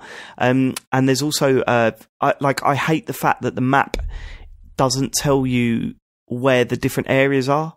So, like, it will say, oh, why don't you go up to such and such peak? And I'm like, okay, cool. So I look at my map, and it doesn't label what each area is. And I just thought that would have made things so much easier. You know what I mean? To just tell me what the areas are called, because I'm not going to instantly remember what each area is called. And there's fucking a lot of areas in this game. When you arrive in each place, it does tell you at the top of the screen. But when you're plotting your path, you want to know you're heading in the right direction, because it can be a ball ache to head, like, to change your path and go somewhere else. And I've found it sometimes that I've been caught up in those pinball tables and didn't want to be. Like, there's set of, like, I've accidentally fallen down a hole, and I've ended up in a pinball table, and I'm like, oh God, now I've got to do all this stuff to get back out of it. That stuff's a bit shit. But other than that, man, I really highly rate this game, really highly. If I was reviewing it, it'd probably be a 9, because I'm still way addicted to it, even though it's finished. And that comes out tomorrow, I think, or it might come out on I think it's out on the 29th. It's either the 29th or the 30th, so it might be out today as you're listening to this. It might have come out yesterday. But if this sounds like your sort of thing, then it will be your sort of thing. Because there's nothing wrong with the game in terms of, you know, like, at first you'll have a few concerns about how it plays and stuff, but they just dissipate the more that you play. And then when you realise that there's so much more to it than just a standard straight story from A to B, there's like, when I'd finished it, I was like, it was a bit of a surprise when the credits rolled. I was like, but I've got all these other tasks that I just haven't done yet. And then, of course, after the credits, it just drops you back in and goes, yep, there you go. Go and finish your stuff. And it feels like a classic Nintendo game. It's not a Nintendo game. It's made by Guerrilla Villa. Yeah, Villa Guerrilla. Villa Guerrilla. That's it, yeah. And it's published by Team 17. And so it's not a Nintendo game, but it has definitely got that. Here are the credits. Now go and do the tough shit. like now go and do the collecting and finding all the secrets and stuff. And I've found that very, very satisfying, and I've unlocked stuff that I'm kind of like, wow, this has opened it up even more. But I don't want to, spoil it for you, James. But there's a lot more to the game than just the story, and the story in itself is it's nice. It's a nice story. I mean, it's nothing mind blowing. There's twists involved, but you can read them a mile off. It's that sort of thing. It's a classic story, but that we've heard a million times. But it does enough to dress the gameplay and make you want to continue through the game. So it's good. Man, honestly, if it sounds like it's your sort of thing, then it will be, because it's a good game. And if you're into pinball and you're into Metroidvania stuff, then this is you must have, really, especially on the Switch, man. Just like playing it on handheld every now and then feels great. The majority of the time I played it on the big screen with the Pro Controller, and my word, the triggers on the Pro Controller and this game is so satisfying. Nice, it's so satisfying. Yeah, it's that springy and that thud of like the way that the flippers go. It feels great to play. So, really, really, really happy that I've played this, because I wouldn't have played it if I hadn't have been sent a code. And I sat down not really knowing what to expect, because I'd heard things about it and I wanted to play it, but, it looked like so many games that you've seen before in terms of visual style, and it had that quirky music and stuff, and it's like classic indie stuff. But it just nails it. Like, it feels brilliant, and there's so much more to it than I initially thought. So, yeah. High recommendation from me. I loved it. Yeah, James, finish that off. I've got a feeling that you'll like the post-credit stuff even more.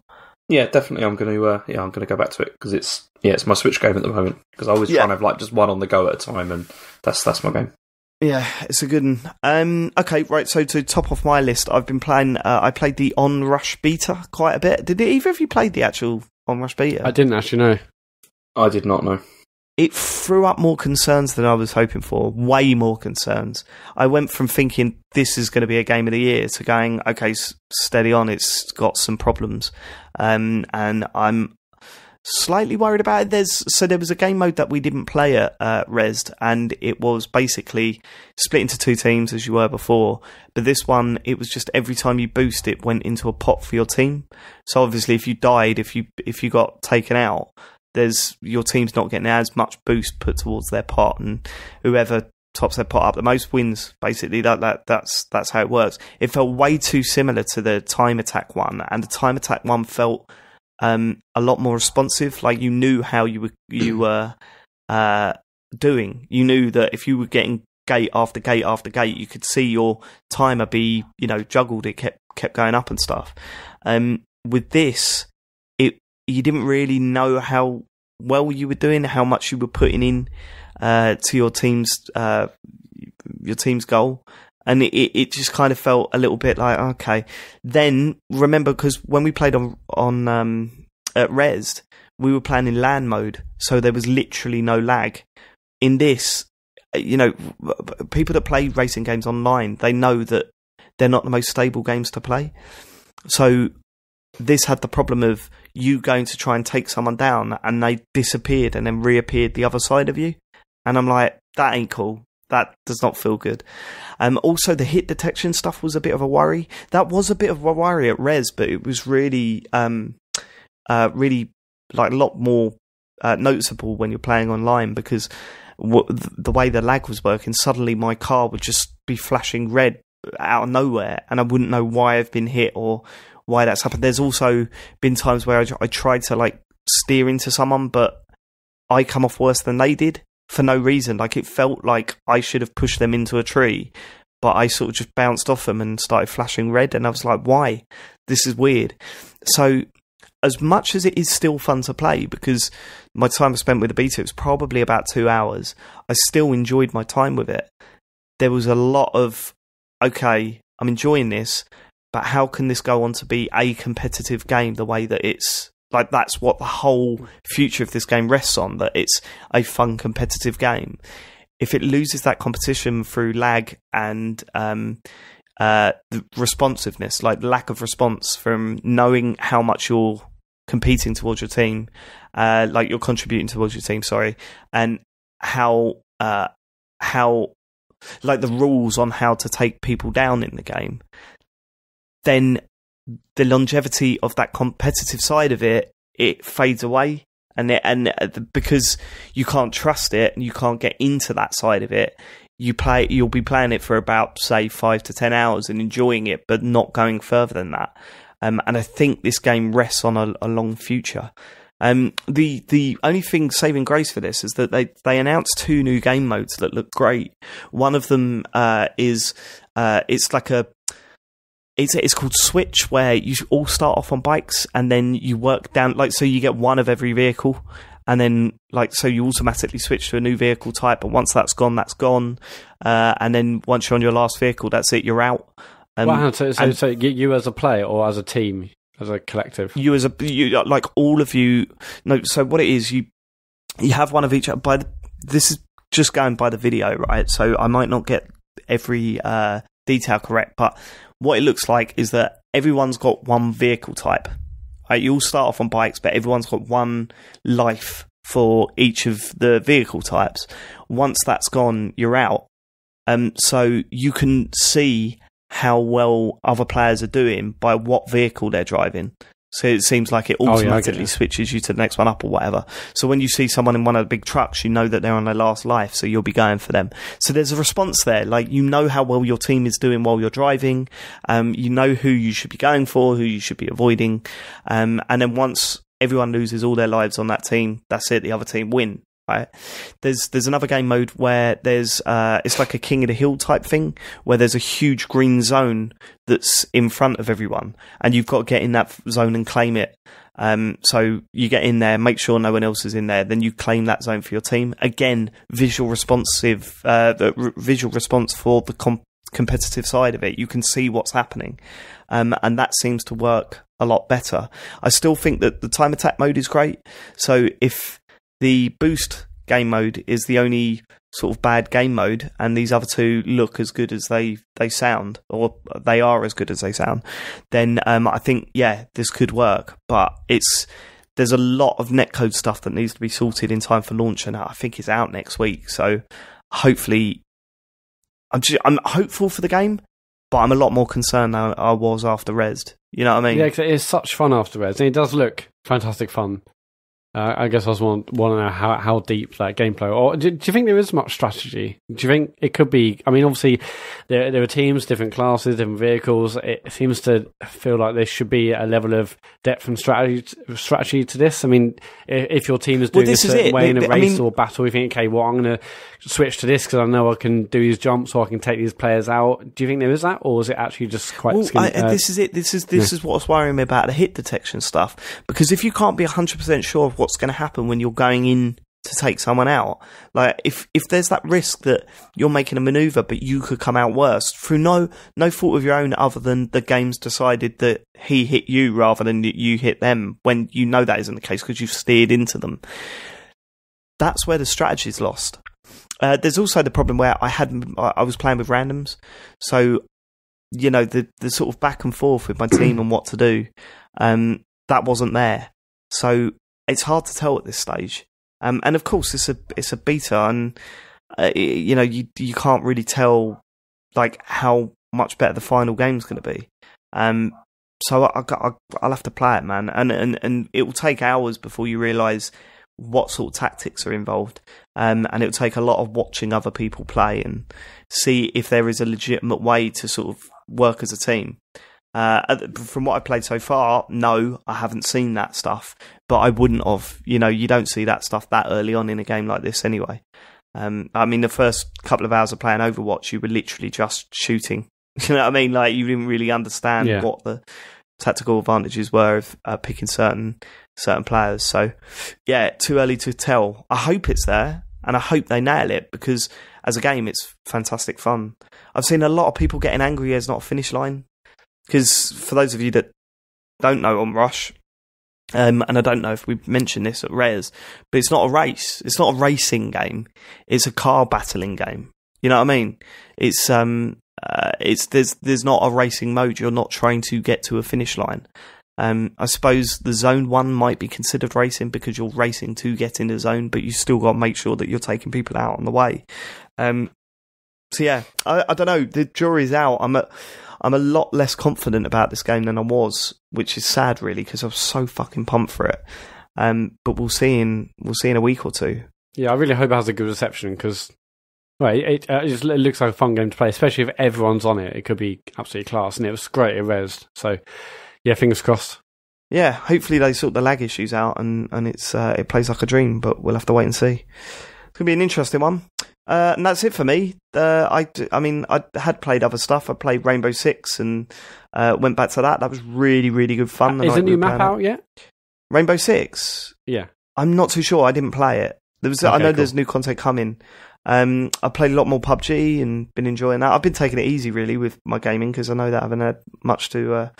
because I haven't been on the show, it's just nice to sort of just play games that I want to play rather than... Have you played any more God of War?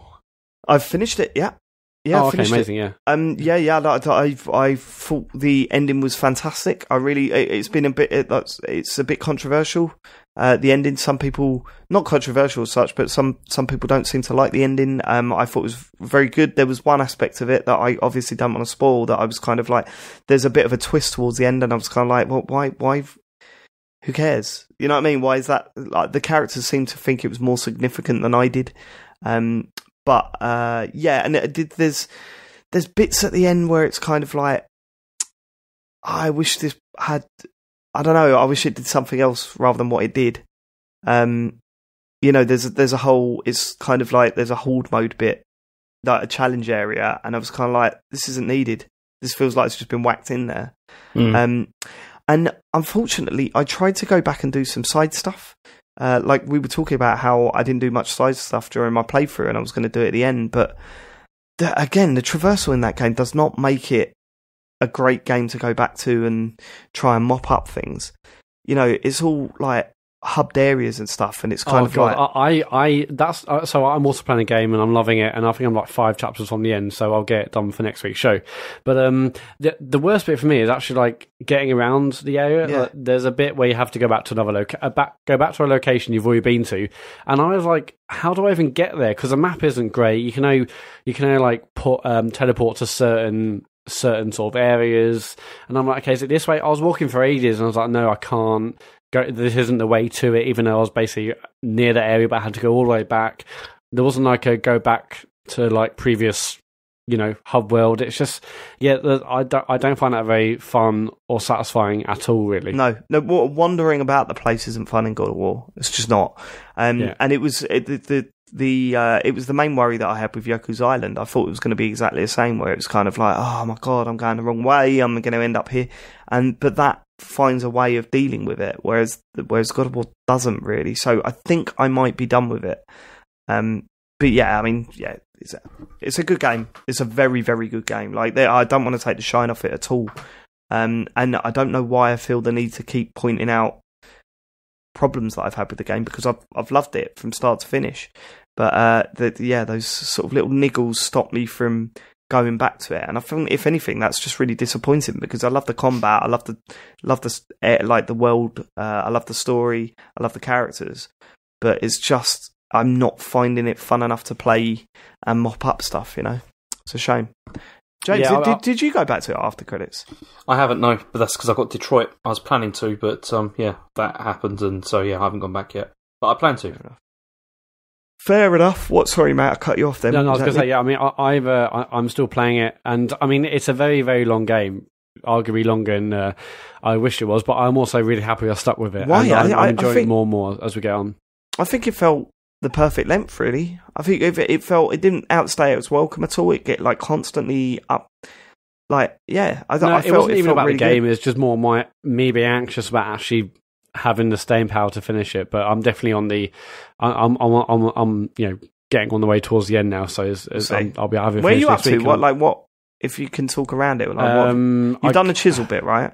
Oh yeah, I've done that bit. Yeah, that whole area is absolutely incredible. Oh yeah, I mean, like, there are so many bits where I was like, God, this looks absolutely stunning. Like, the detail in I mean, in everything, in the cutscenes, in like the armor, in the weapons, and there's been some amazing fights and battles.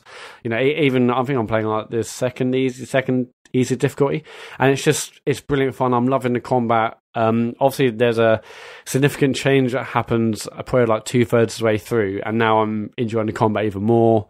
And yeah, I mean, I in terms of where I am, I'm on my way to a place I tried to get to, then couldn't get to. Now I'm definitely getting that way. Right, okay, yeah, you're right near the end then. Yeah, and I'm absolutely loving it. I'm really glad I stuck with it. And yeah, I'm eager to play after this actually. So yeah, but I'm still playing that. Dark Souls, I'm mopping up. I'm doing the DLC now.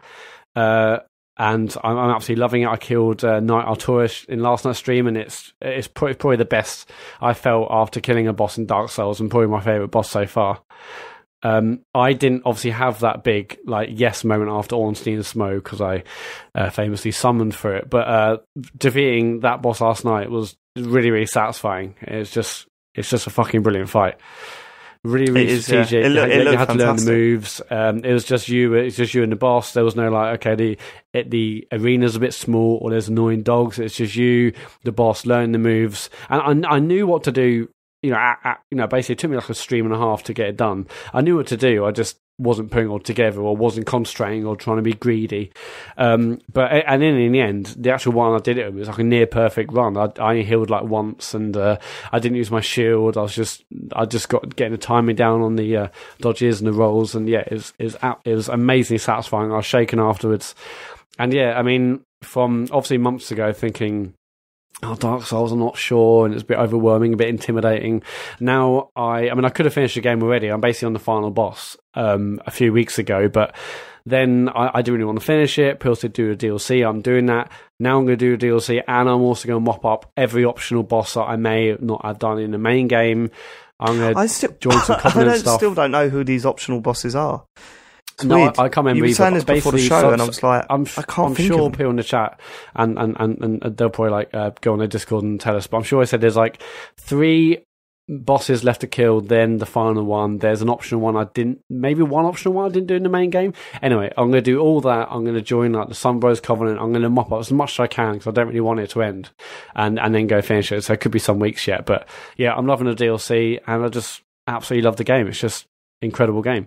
You're welcome. It's just incredible game. What else have I been doing? And then, so God of War, Dark Souls, and I'm playing this demo actually on my Switch. I haven't turned my Switch on for about 50 years.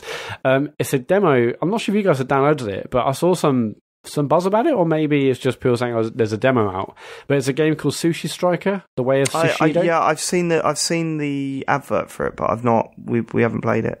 Yeah, so I downloaded this, and I've even played a demo, and I'm enjoying the demo. But basically, I downloaded it because in my head, for some reason, I thought it was like a sequel to a game that had been out ages ago or on 3DS. But it turns out this is like a totally brand new game. So I must have got confused about that. But this game is basically, from what I gather, it's basically like a color match puzzle game where you play as a woman, this girl who's in this land, I presume in Japan or somewhere over there, where sushi has been outlawed, and now this organization called the Empire, this sort of dictatorial sort of organization has taken over and said no one can even think about sushi, let alone eat it. Anyway, you are desperately hungry and you want sushi, and that's basically the quite elaborate story for this puzzle game. In fact, even in the demo itself, there are absolutely tons of cutscenes.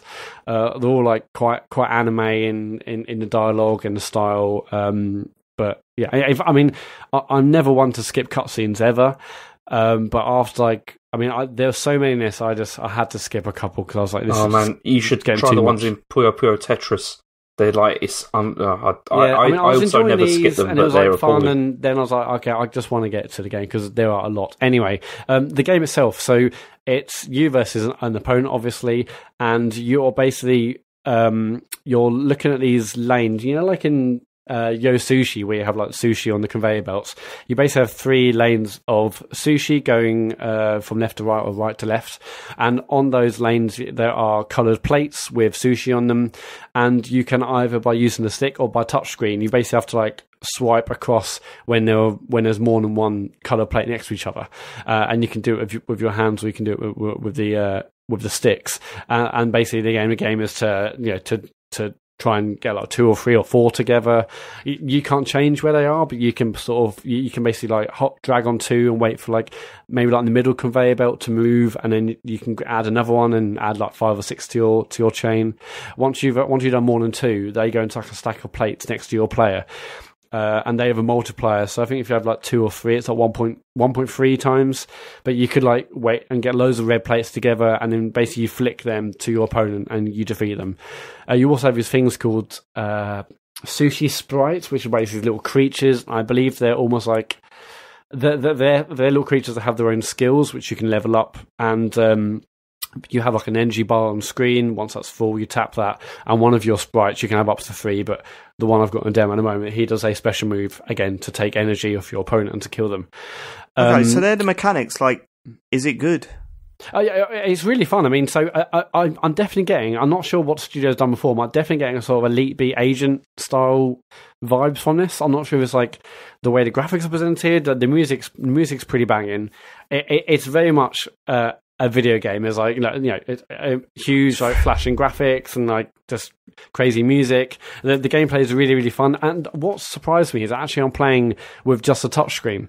I'm not actually using the sticks at all, because I felt like touchscreen was way quicker to do the flicking and this that, and the other. That's really weird on the Switch. I've barely used the touchscreen. Yeah, in fact, this is the first game I've actually used the touchscreen on. Yeah, when I picked up all the menus in Kirby's Kirby Star Allies, all the menus in that are touchscreen. So when I picked up the Switch or whatever off of like from Harry and went to put it in the dock, like I realised that I was touching all the menus were going crazy because I had my palm over the touch, and I was like, oh yes, this thing's got a touch screen. Like even just like in the main OS or whatever, I never use the touchscreen. I'm always using the buttons. No, I'm always quicker with the D-pad and the sticks, and I tried it on this, but I don't know, because this is just about quickly linking sort of the 3 lanes of coloured plates and sushi. It just felt quicker for me just to quickly swipe. I'm almost like I'm drawing on the screen to quickly match these colours together, and it's really, really satisfying. I'm much quicker. I mean, maybe I'll try again with the sticks, but yeah, it's a really, really fun game. I think I'm actually going to buy this. This comes out on the 8th of June. Yeah, the music's banging. It's there are loads. You can basically upgrade your sprite creatures. You can upgrade yourself. There's loads of levels and different things to unlock, different sort of specialities and skills.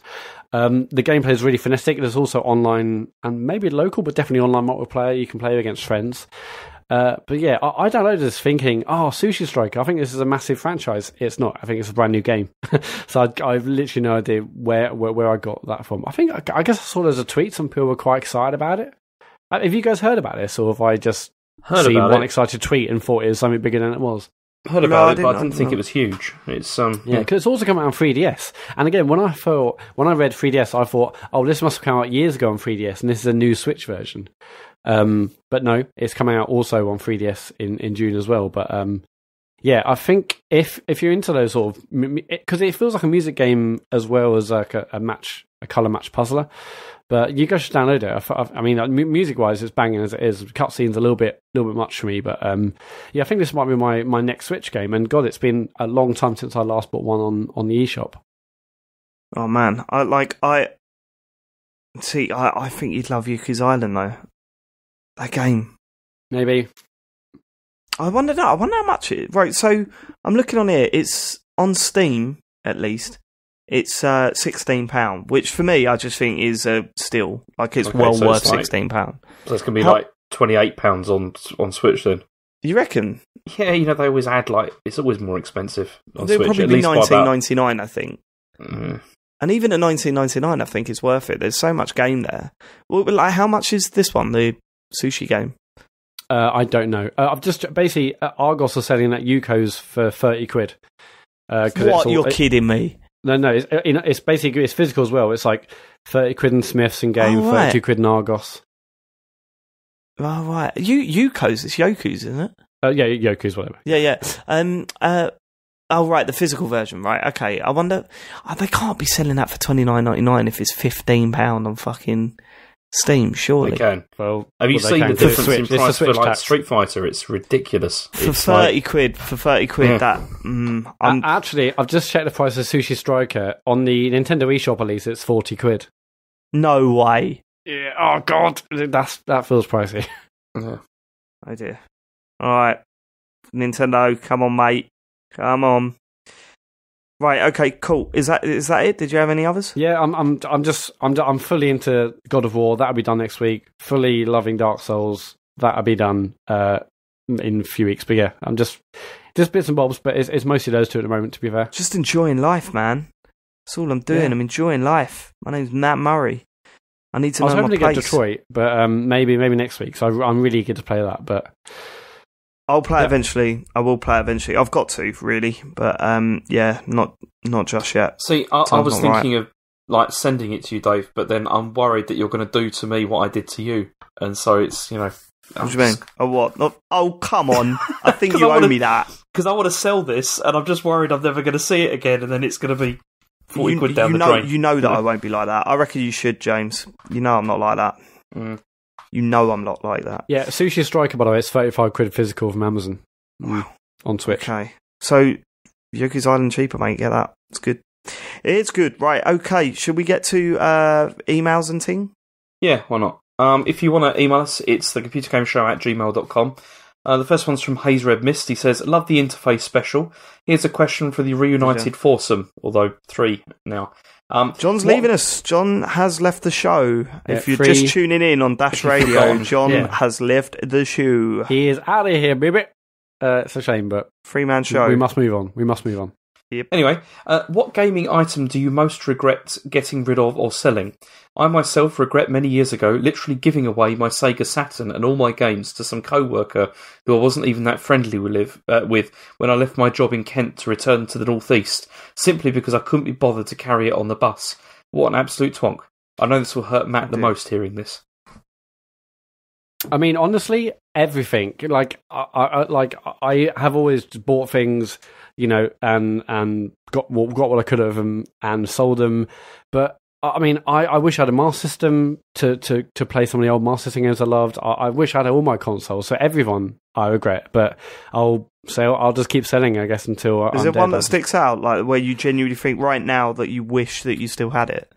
I mean, it is my Saturn, actually. I wish I had my Saturn here so I can go through those games I loved years ago. Oh, and, God, yeah. Yeah, I mean, kind of feel like that. the amount of times I've looked like CEX or, you know, like some at eBay, I'm like, maybe I could just buy like a Dreamcast and some Job Lot games and the Saturn. I mean, I guess if I really want to, I would just buy all my Sega consoles again. I'm less fussed about selling the Xbox, less fussed about the GameCube, N64, but it's the Sega consoles that I wish I still had. But yeah, all of them really. Yeah, I mean, the Saturn, just to play Sega Rally, just to have Sega Rally there would be nice. Yeah, that game. But no, I think I don't really regret this stuff. Once it's gone, it's gone. I haven't got a problem with it. The closest thing that I can think is also Saturn related, and it wasn't even me. It was when my brother sold the analog controller. Oh, well, the one for Knights. Yeah. When I had to play Night, like didn't have to play. When I wanted to play Knights after that, I had to play on a fucking standard pad, and it's not the same. It's absolutely not the same. Also, that controller was batshit. It was literally a disc. It was just so weird. Yeah. But yeah, I loved that thing to play Knights with. It's good. James? See, I'll tell you what I regret is when, you know, like during the GameCube era, that was when I had like steady work and I had like I had a lot of games for that machine. And I then sold them all because, I mean, I had stuff that was all like, you know, like all the Resident Evil games and all that kind of stuff that got re-released. And like I had a couple of things that were like kind of rare as well. And I sold them all because I needed to fund trips to China. And I sometimes regret that, to be honest, because I missed those games because they were really good. And it was you really did nice having nothing the but collection. moan about China when you were over there, so it And wasn't even it's, for a good you know, cause. but I needed the cash, and it's that I've kind of regretted that sometimes. Also, I mean, I let go a copy of Res for like Dreamcast about 2 years ago. It's worth a lot now, isn't it? Yeah, and it was. I mean, I sold it for like I think it was about 90 quid or so, which was obviously way more than I paid it for. But you know, I still kind of regret that because Yeah, I had Shining Force 3 chapters 1 and 2 on disc for Saturn, and obviously this is only a few years ago actually, since I moved to Leeds, and I sold them. I got loads of money for them, and I've still got games upstairs and loft like the Animal Crossing on GameCube with the limited edition memory card. I mean, I don't have, but before Eddie got here, I was like, okay, I'm going to sell all my CDs because I've got Spotify, all my games got goes to digital, one the rest I'm not using, DVDs, I've got everything, but there's a couple of things I've still got. I've still got Sega Rally actually on disc. I've still got Fighters Megamix on Saturn. But I mean, I've got most of my stuff to play them. Most of my stuff is all like Mega Drive and Super NES era stuff. I've still got all that because it's not really worth a huge amount. But I mean, I sold Skies of Arcadia for GameCube, and that's really hard to get hold of now. And it's like I always feel annoyed about that. I sold that on. And aren't they like? Wasn't it a re-release or something rumored? I'm sure I've heard Skies of Arcadia recently. Maybe I don't think so. I've not heard that. That was a good game. It was that was a fun game. But yeah, so yeah, I missed that. Okay, next one is from John English. He says, "Hi lads, greetings from Down Under. Love the show being the same age as you lot and having 2 kids. I feel like I found a little niche to get down with. Found your pod just as our second kid was coming out, and it really helped me get through some stressful times." Thank you. Cheers. Anyway, I was thinking about games-related gifts I've got over the years, and I've realised I've been really lucky. My boss bought me BioShock for Christmas back in the day. My wife surprised me with Metal Gear Solid HD Collection for Vita, and a work colleague brought me Dark Souls 3 last year. Enough bragging. What are your best or worst gaming presents you've ever had? Have you been lucky like me, or have you got the Lee Carvello's putting challenge equivalent? No, I mean, the closest thing to an error that someone's made buying me a gift was I asked for Outlaw Volleyball on the Xbox because we played the demo loads and we really got into it. I don't know if you remember it. Outlaw Volleyball. They had like outlaw games. They were just like wisecracking versions of sports.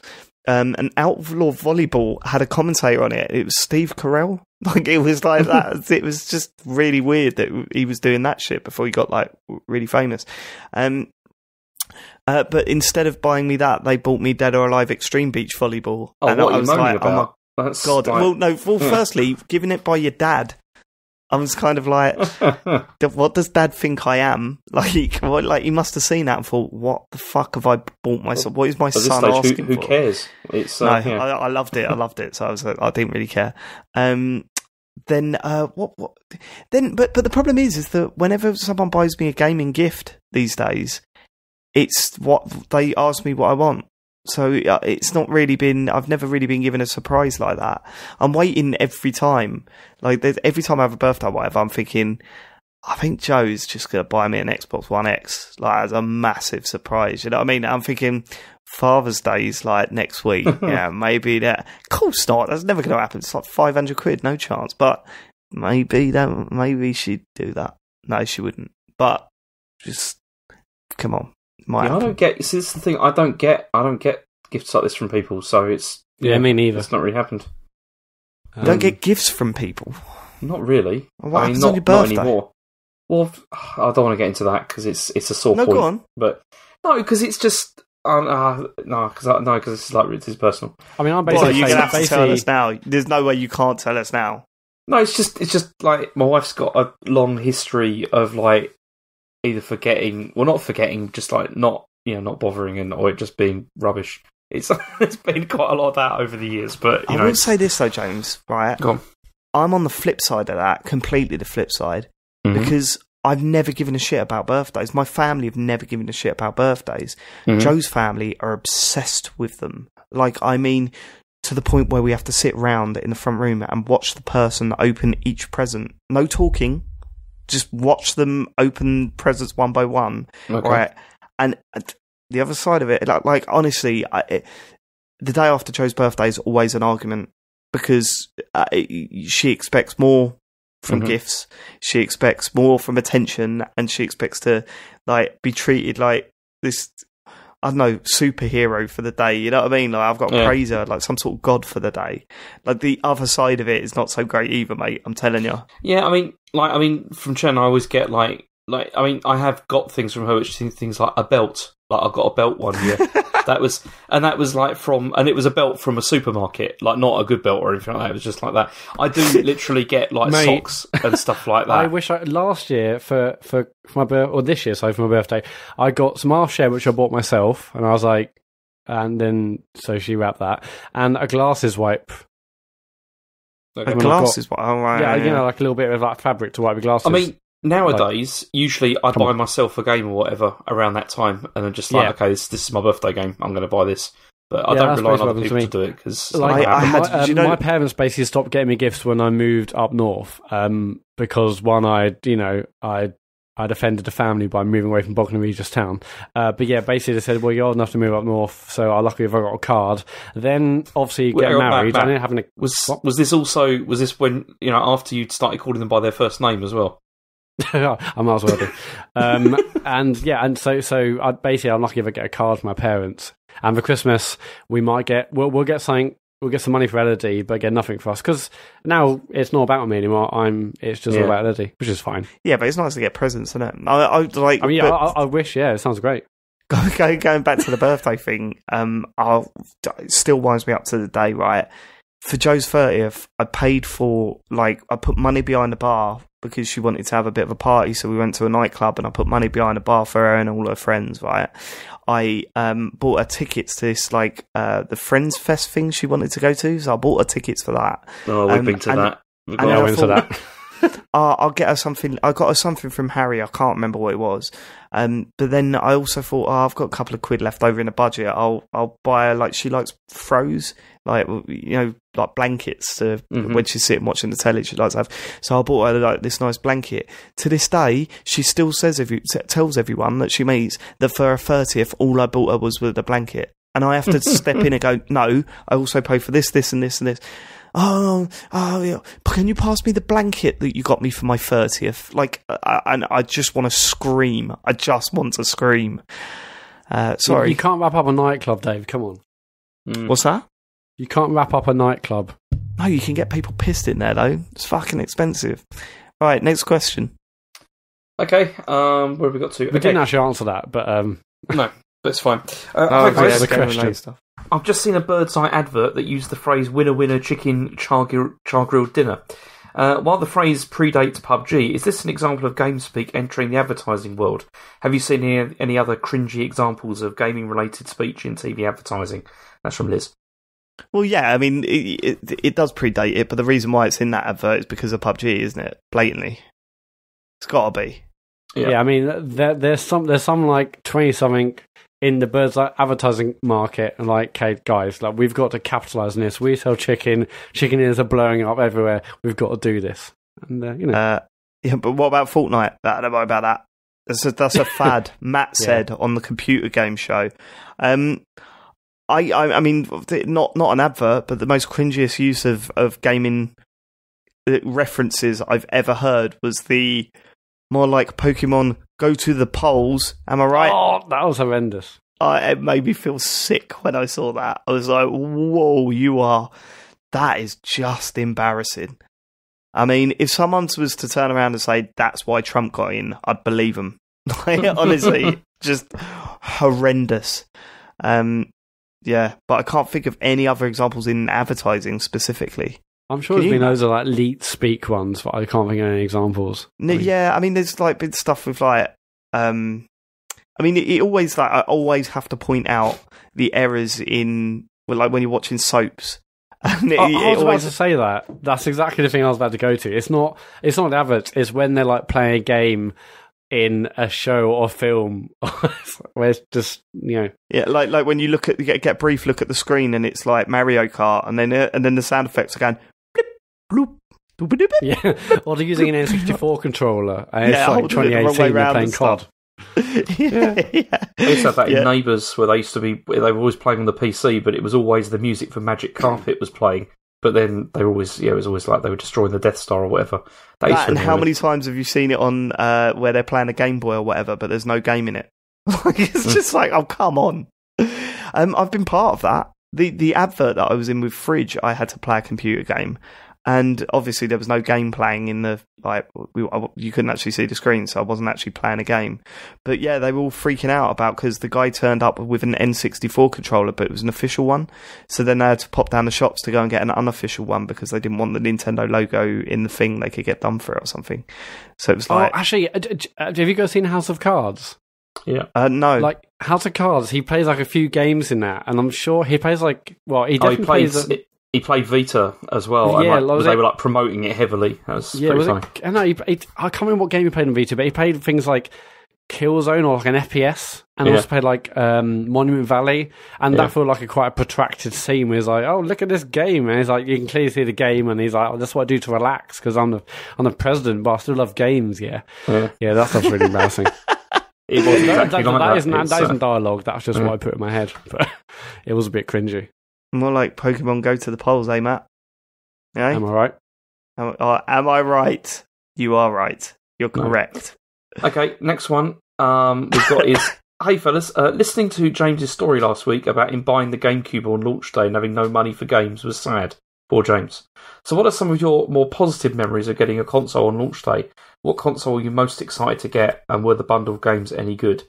For me, it's got to be the 360, actually. I was well pumped 360 for that. was the most excited I've ever been for a new console. Flat out. Got a bunch of games with it as well. It was amazing. I remember because you've heard the story before about how 1 minute I was getting it on launch day, the next I hadn't, and some guardian angel hooked me up in HMV. But the build up to it was insane. I was phoning every shop, just constantly trying to work out whether I was going to get one day one.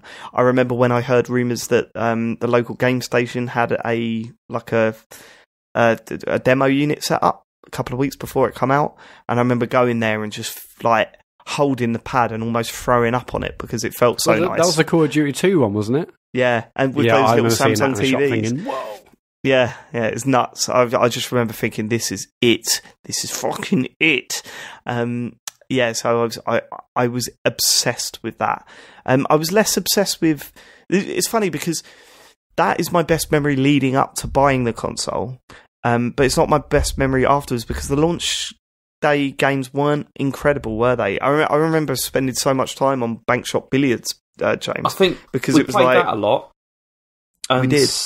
And also Call of Duty 2, that was probably the good one. I mean, we didn't play it online though. We didn't play Call of Duty 2 online. Because wasn't it broken? It was like it didn't work that well online, from what I remember. No, it just weren't a great online shooter. We played a bit of Project Gotham, and that was fun, but it wasn't enough to like properly take over our lives. So we just sat on Bank Shop Billiards for like the first couple of months. It wasn't until we played hours of that. It wasn't until Rainbow Six come out that it was kind of like, okay, right, now we're banging into our online gaming on the 360. But then there was the one after that, the like post buying the console, it has to be the Wii, because everyone was so into it and they were quite hard to get hold of, and I managed to get one day one, and that as you said last week, Matt, that weekend just taking it around people's houses and just playing tennis with them and stuff like that, it felt like magic. It felt like total magic, which is a shame because it turned out to be one of my least favourite consoles. But for that like opening 2 months or whatever, I just remember I was sharing it out, like I was having a house share. There was like loads of housemates and stuff, and we would just stay up till the early hours playing bowling. Like we'd have like league tables and high score leagues and all that sort of stuff. It was just, that bowling game was fucking incredible. I mean, for me, the original Xbox. Okay. Well, I mean, so I'd be excited for loads of launch days, and I remember like being like incredibly excited getting a PS2, even though I knew I could have sold them for like thousands on eBay, all that sort of stuff. But I was happy to keep it and play games like Fantavision. But I remember the original Xbox, getting that and like playing Halo. Like, and I 2 or 3 of us in college also got them, and we were at my mate Ben's house and just played LAN. It was like, God, this is mental. We are playing games all against each other on like Blood Gulch or whatever the map was. Like, it was just absolutely insane. Like Project Gotham Racing looked amazing on that as well at the time.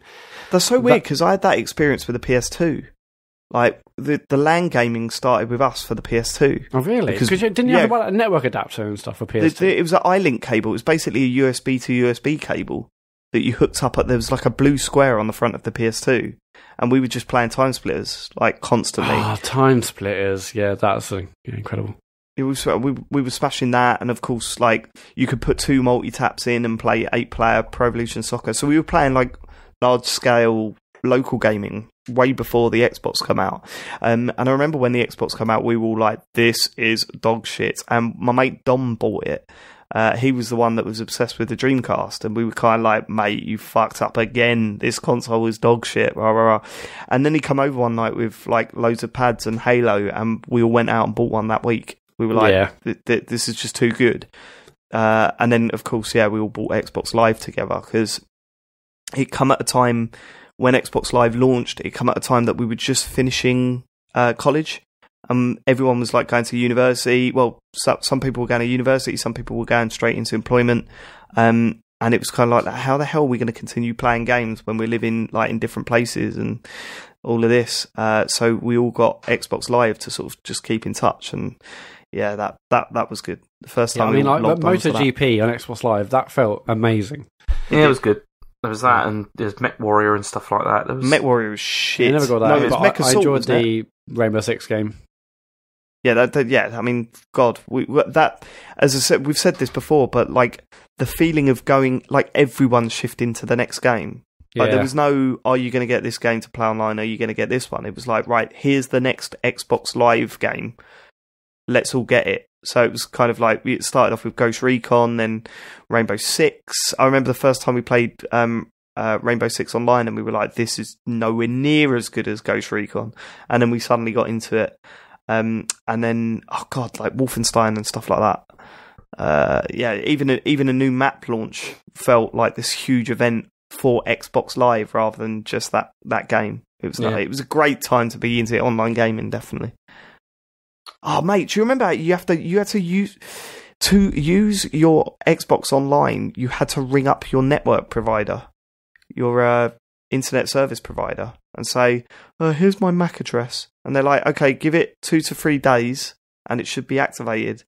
Oh, God, man, I rang them up about 4 times. Yeah, I never had to do... I mean, I played mine at uni and I never had to do that. So, I don't know, maybe someone else already did it, but I don't ever remember ever having to do that. But I remember having to get a CD to, like, enable Xbox Live, whatever that was. Well, that was just an update, wasn't it, for the firmware on the console? Yeah, that was big. That was because we had Blue Yonder, and that was it was broadband, but like it still makes me cringe today that they called their modem/router a a surfboard.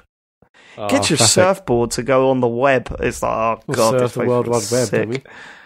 Mate, but then we were online gaming before that. Like when I first online gamed, it was on the PC, and it was like, Unreal Tournament and stuff. Oh yeah, and it was all done on on dial-up. And it was like, Mum's like, "Can you please stop playing a game? It's costing us a fortune." And that was it. Dave, get off now. I need to use the phone. Fucking hell, God, I remember that. It's awful. I need to use the phone. Can you get off and start? Fuck off, Dad.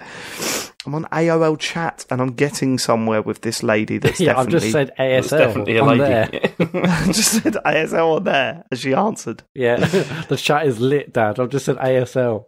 You won't believe the ages, sexes, and locations of these people. They're really enjoying the witty banter from Sega Dude right now, okay? Good. James. Okay, next. Hi, guys. I don't know if any of you watch Humans on Channel 4, but as the 3rd series has just started this month, do you think that they purposefully coincided this with the release of Detroit? I have no idea how much they think about these things. Loving Detroit, by the way. That's from Ben Kershaw. I would say absolutely not. Yeah, I think no way. It's just a very, very lucky coincidence. I wanted to love Humans. I watched the first 2 or 3 from series... No, maybe watched a bit more for series 1, and I just couldn't get on with it, and I didn't bother with series 2. Oh, you're definitely like Detroit then, Matt, because there's a very, very similar vibe going on between the two. It's I'm there. It's pretty similar. Okay, should we do tweets? Do you want to move on to that, No, let's not. Let's just sit in silence. All right, should we knock it off now then, because it is like 10:30. It's a bit late. Tweets. Privileged. All right. If you want to tweet us, it's at ComputerGamePod on Twitter. And the first one's from Hearts. He says, I don't really get this. It says at JCA Farley is the GOAT when it comes to streaming. How do you not get that? I don't know what that means. We're greatest of all time. Oh, okay. Yet he never gets a shout out at the end of the show. Why is that? So why is that, Matt? Why do you never mention my streams? I'm not sure if you're definitely going to do it or not. But rubbish. I've been doing it every Thursday for the last couple of weeks. That's your moment to pipe up and say, "Actually, I'm streaming, Matt," and then tell the listeners. I just want to see if you bother, or if you're just going to, leave your ego. I can't Forget read your yourself, mind. Just mention James. yourself. Don't say that. I can't There's read your no way mind. that you're going, I'm going to see if he mentions it. You've forgotten yourself to mention it. Not true. I just want to see where Matt's ego's going, but yeah, it's all about the Dark Souls stream, isn't it, Matt? Feel free. I think I'm fairly sure I'll say all our streams, but as well as my own. But yeah, feel free to pipe up if you are doing some streaming, James. I mean, last time you moaned at me for not promoting you, I didn't promote you. Then you didn't do a stream on a Thursday. So it's true. Are you streaming this week, James? Yes, in fact, I'll be streaming probably pretty much every night, apart from when are you doing it? You on Wednesday, yeah? I probably won't be doing it this Wednesday, actually. Okay, well in that case, so is that your next stream Wednesday? Whose? James. No, well, my next will be Tuesday, which will brilliant. be too late. So your next stream is actually the day before this podcast goes out. Yeah, they won't heard that. Great promotion there. Well, no, James. some people will because they'll have heard it early, won't they? Because they download it early. So not until like 10 o'clock on a Tuesday night. Either way, I'm going to be streaming Detroit Tuesday, Wednesday, Thursday, Friday this week. So no need to mention Tuesday because this comes out after. Well, some people have heard it, David, so it's fine. Okay, all right. I don't agree. Darren Goggett says, after not getting any cheers at the awards, will David and John be okay if they don't get any of the other fake awards? I don't want cheers from those people. Fuck them. We're above that. Oh, love me, gaming media people. I don't want you to like us. I want you to fear us. Because we're taking over, baby. We're taking over. Yeah, Dave, you weren't obviously here the last couple of weeks where we talked about Games Media Brit List. I mean, did we cover everything? Is there anything we missed? Pretty much, yeah. It was fantastic, wasn't it? It was a really, really good night. I loved it. But, I was ill, very ill, but I really enjoyed it, and we got to speak to some cool people, and they said nice things about our show, and it was, I loved everything about it. So I got way too drunk. Those cocktails they were serving up were pretty heavy going.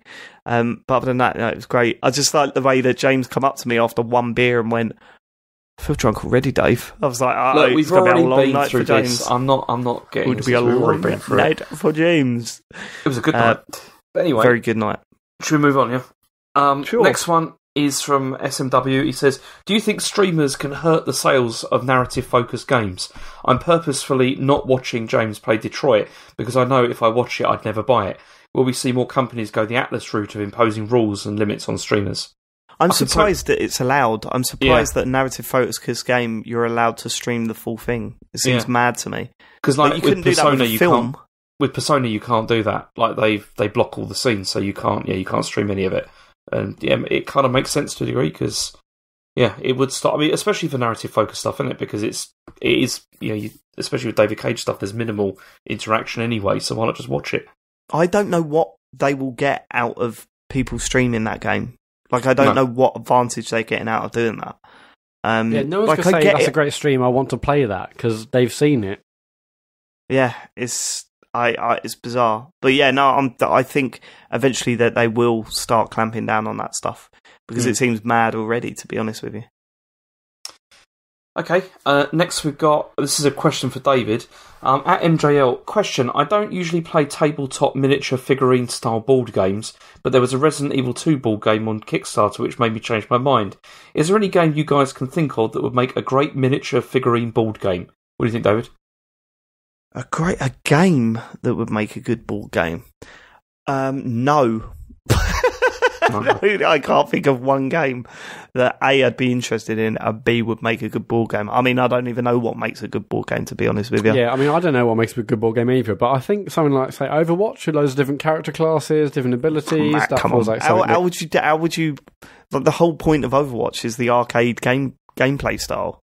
Like, that's what makes it so good. How do you translate that onto a fucking board game? I assume this board game would be a bit of a longer play, but I can imagine, throwing I imagine there could be more tactics involved with various different classes and abilities. Who knows? I don't play board games. That Rocket League tabletop thing, I would play that. Have you seen that? There was a prototype at one of the game shows last year of a tabletop Rocket League game, and it looked pretty good. So that's my answer. I'll be all over that. Yeah, I'd play that. I ain't going to buy it, but I'll play it. Okay. MD Kriboff says, what is missing from the Switch? Netflix. No, it isn't. No, are you really going to watch Netflix on that? No, it's a gag. I mean, what is missing? Can't think. It's hard to tell. Like AAA games. Fortnite. I tell you what's missing: a decent online stuff. Like I want messaging, I want chat. Don't need it. Yep. But it'd be nice. That's missing. Fortnite's missing. PUBG's missing. Yeah, Fortnite. I mean, Fortnite's coming surely at E3. That's going to come in at E3. We'll see. We'll see. Okay, Andy Strange says, Dave, were the two shows handled by Matt and James 2 Bale goals or 2 Carius Howlers? They weren't Bale goals. Definitely. They might. Do you know what? They were Bale's second goal. Do you know what I mean? Okay. They got the job done, but they weren't spectacular. I think it was more adequate. I would say they were adequate. I mean, they weren't amazing, but they were adequate. I mean, you're not a great person to review them because you were on it. You know what I mean? As an outsider, I'm pretty objective about my own work, so I would say they got us through a rough period. But I'm back now, so we can forget them. How about that? Okay. Tom Doughty says, "All right, chums, how would you rate the newer Star Wars films?" There's another one for you, Dave. Yeah, I think they're awful. They ruin with the lightsabers. James, do you agree? I mean, I loved Force Awakens, Rogue One. Not enough happened, and it was fine. Last Jedi, really liked. I still think Force Awakens was better. Solo, I probably will see it, but I'm not exactly killing myself to go see it. If I didn't see it, it wouldn't be the end of the world. What about you, James? You must be psyched for Solo, or what? No, I'm exactly the same as you with feelings about all of those films. It's exactly the same feeling. I've loved Star Wars for as long as I can remember. Obviously, the prequels hurt me, etc. The new ones have been largely good, but I sort of want them to stop announcing new Star Wars films. I need a few years off already. Yeah, even if the film was as good as The Force Awakens every year, I'll still be like, okay, we get it. Like they announce there's going to be another side story of like a Lando only film, and it's like, just stop. Give me 2 or 3 years. I don't know. I mean, yeah. I think, Solo hasn't performed that well in opening weekend sales reviews either. I think it's been fairly low. I just think like the next few are just going to be bad. I mean, I'm hoping it's not the case, but I think it's too much too soon. Cool. Wow. Great. Is that it? Yep. Okay. Good. Last one. No, I've got one more left. So it's not it then? No, I thought you meant, is that it with Matt talking about Star Wars? At Lee Hannigan says, is it time to eat humble pie and admit that anyone who predicted Detroit to be an absolute pile of shit based on Cage's previous work was well wide of the mark? It's a lot of things, but it's not objectively bad in the way some of his previous games were. See, I take issue with a lot of that because I think some of the previous exactly games what you said. No, it's not exactly what I said, because some of those earlier games were not objectively bad. Like, they really not. I mean, as I said with like Heavy Rain, it's not. I don't think it's objectively bad, but you can't say anything's like objectively good or bad anyway with reviews. It's all personal opinion. I mean, nonsense.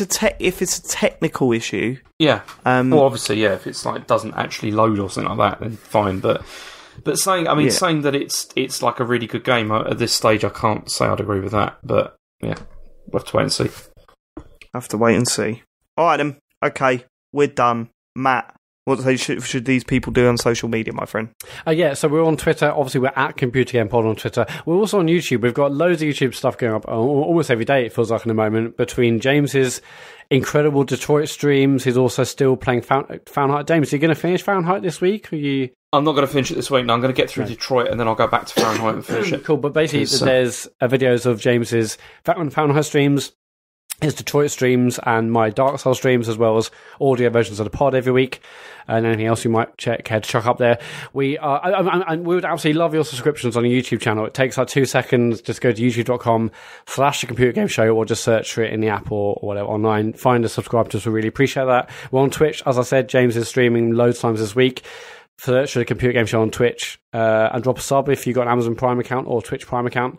And we got Discord. Go to bit.ly/TCGS Discord to find us there. But more importantly than that, we're also doing another live show. We're going to play EGX this year.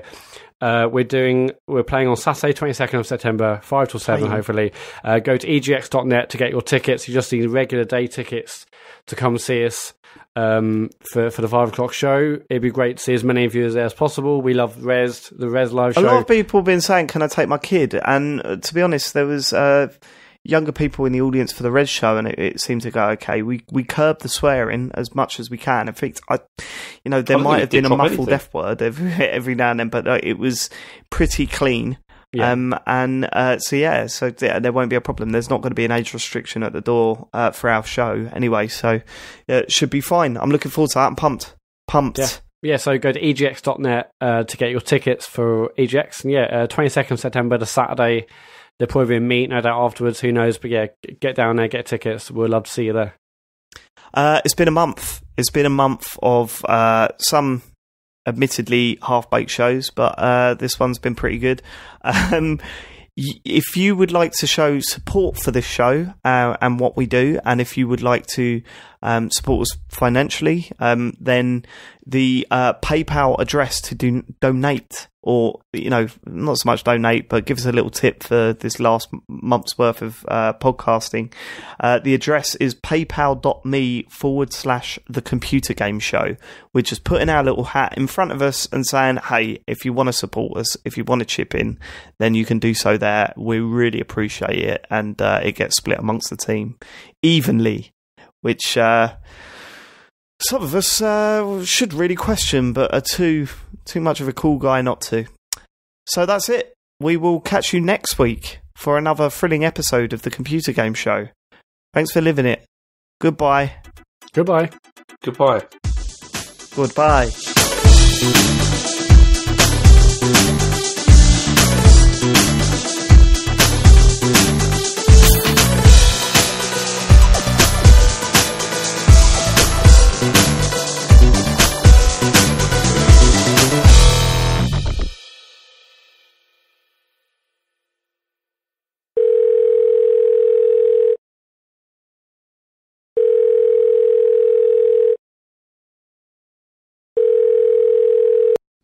Welcome to the O2 messaging service. The person you are calling is unable to take your call. Please leave your message after the tone. To re-record your message, key hash at any time. Dave, it's Sean. It's time.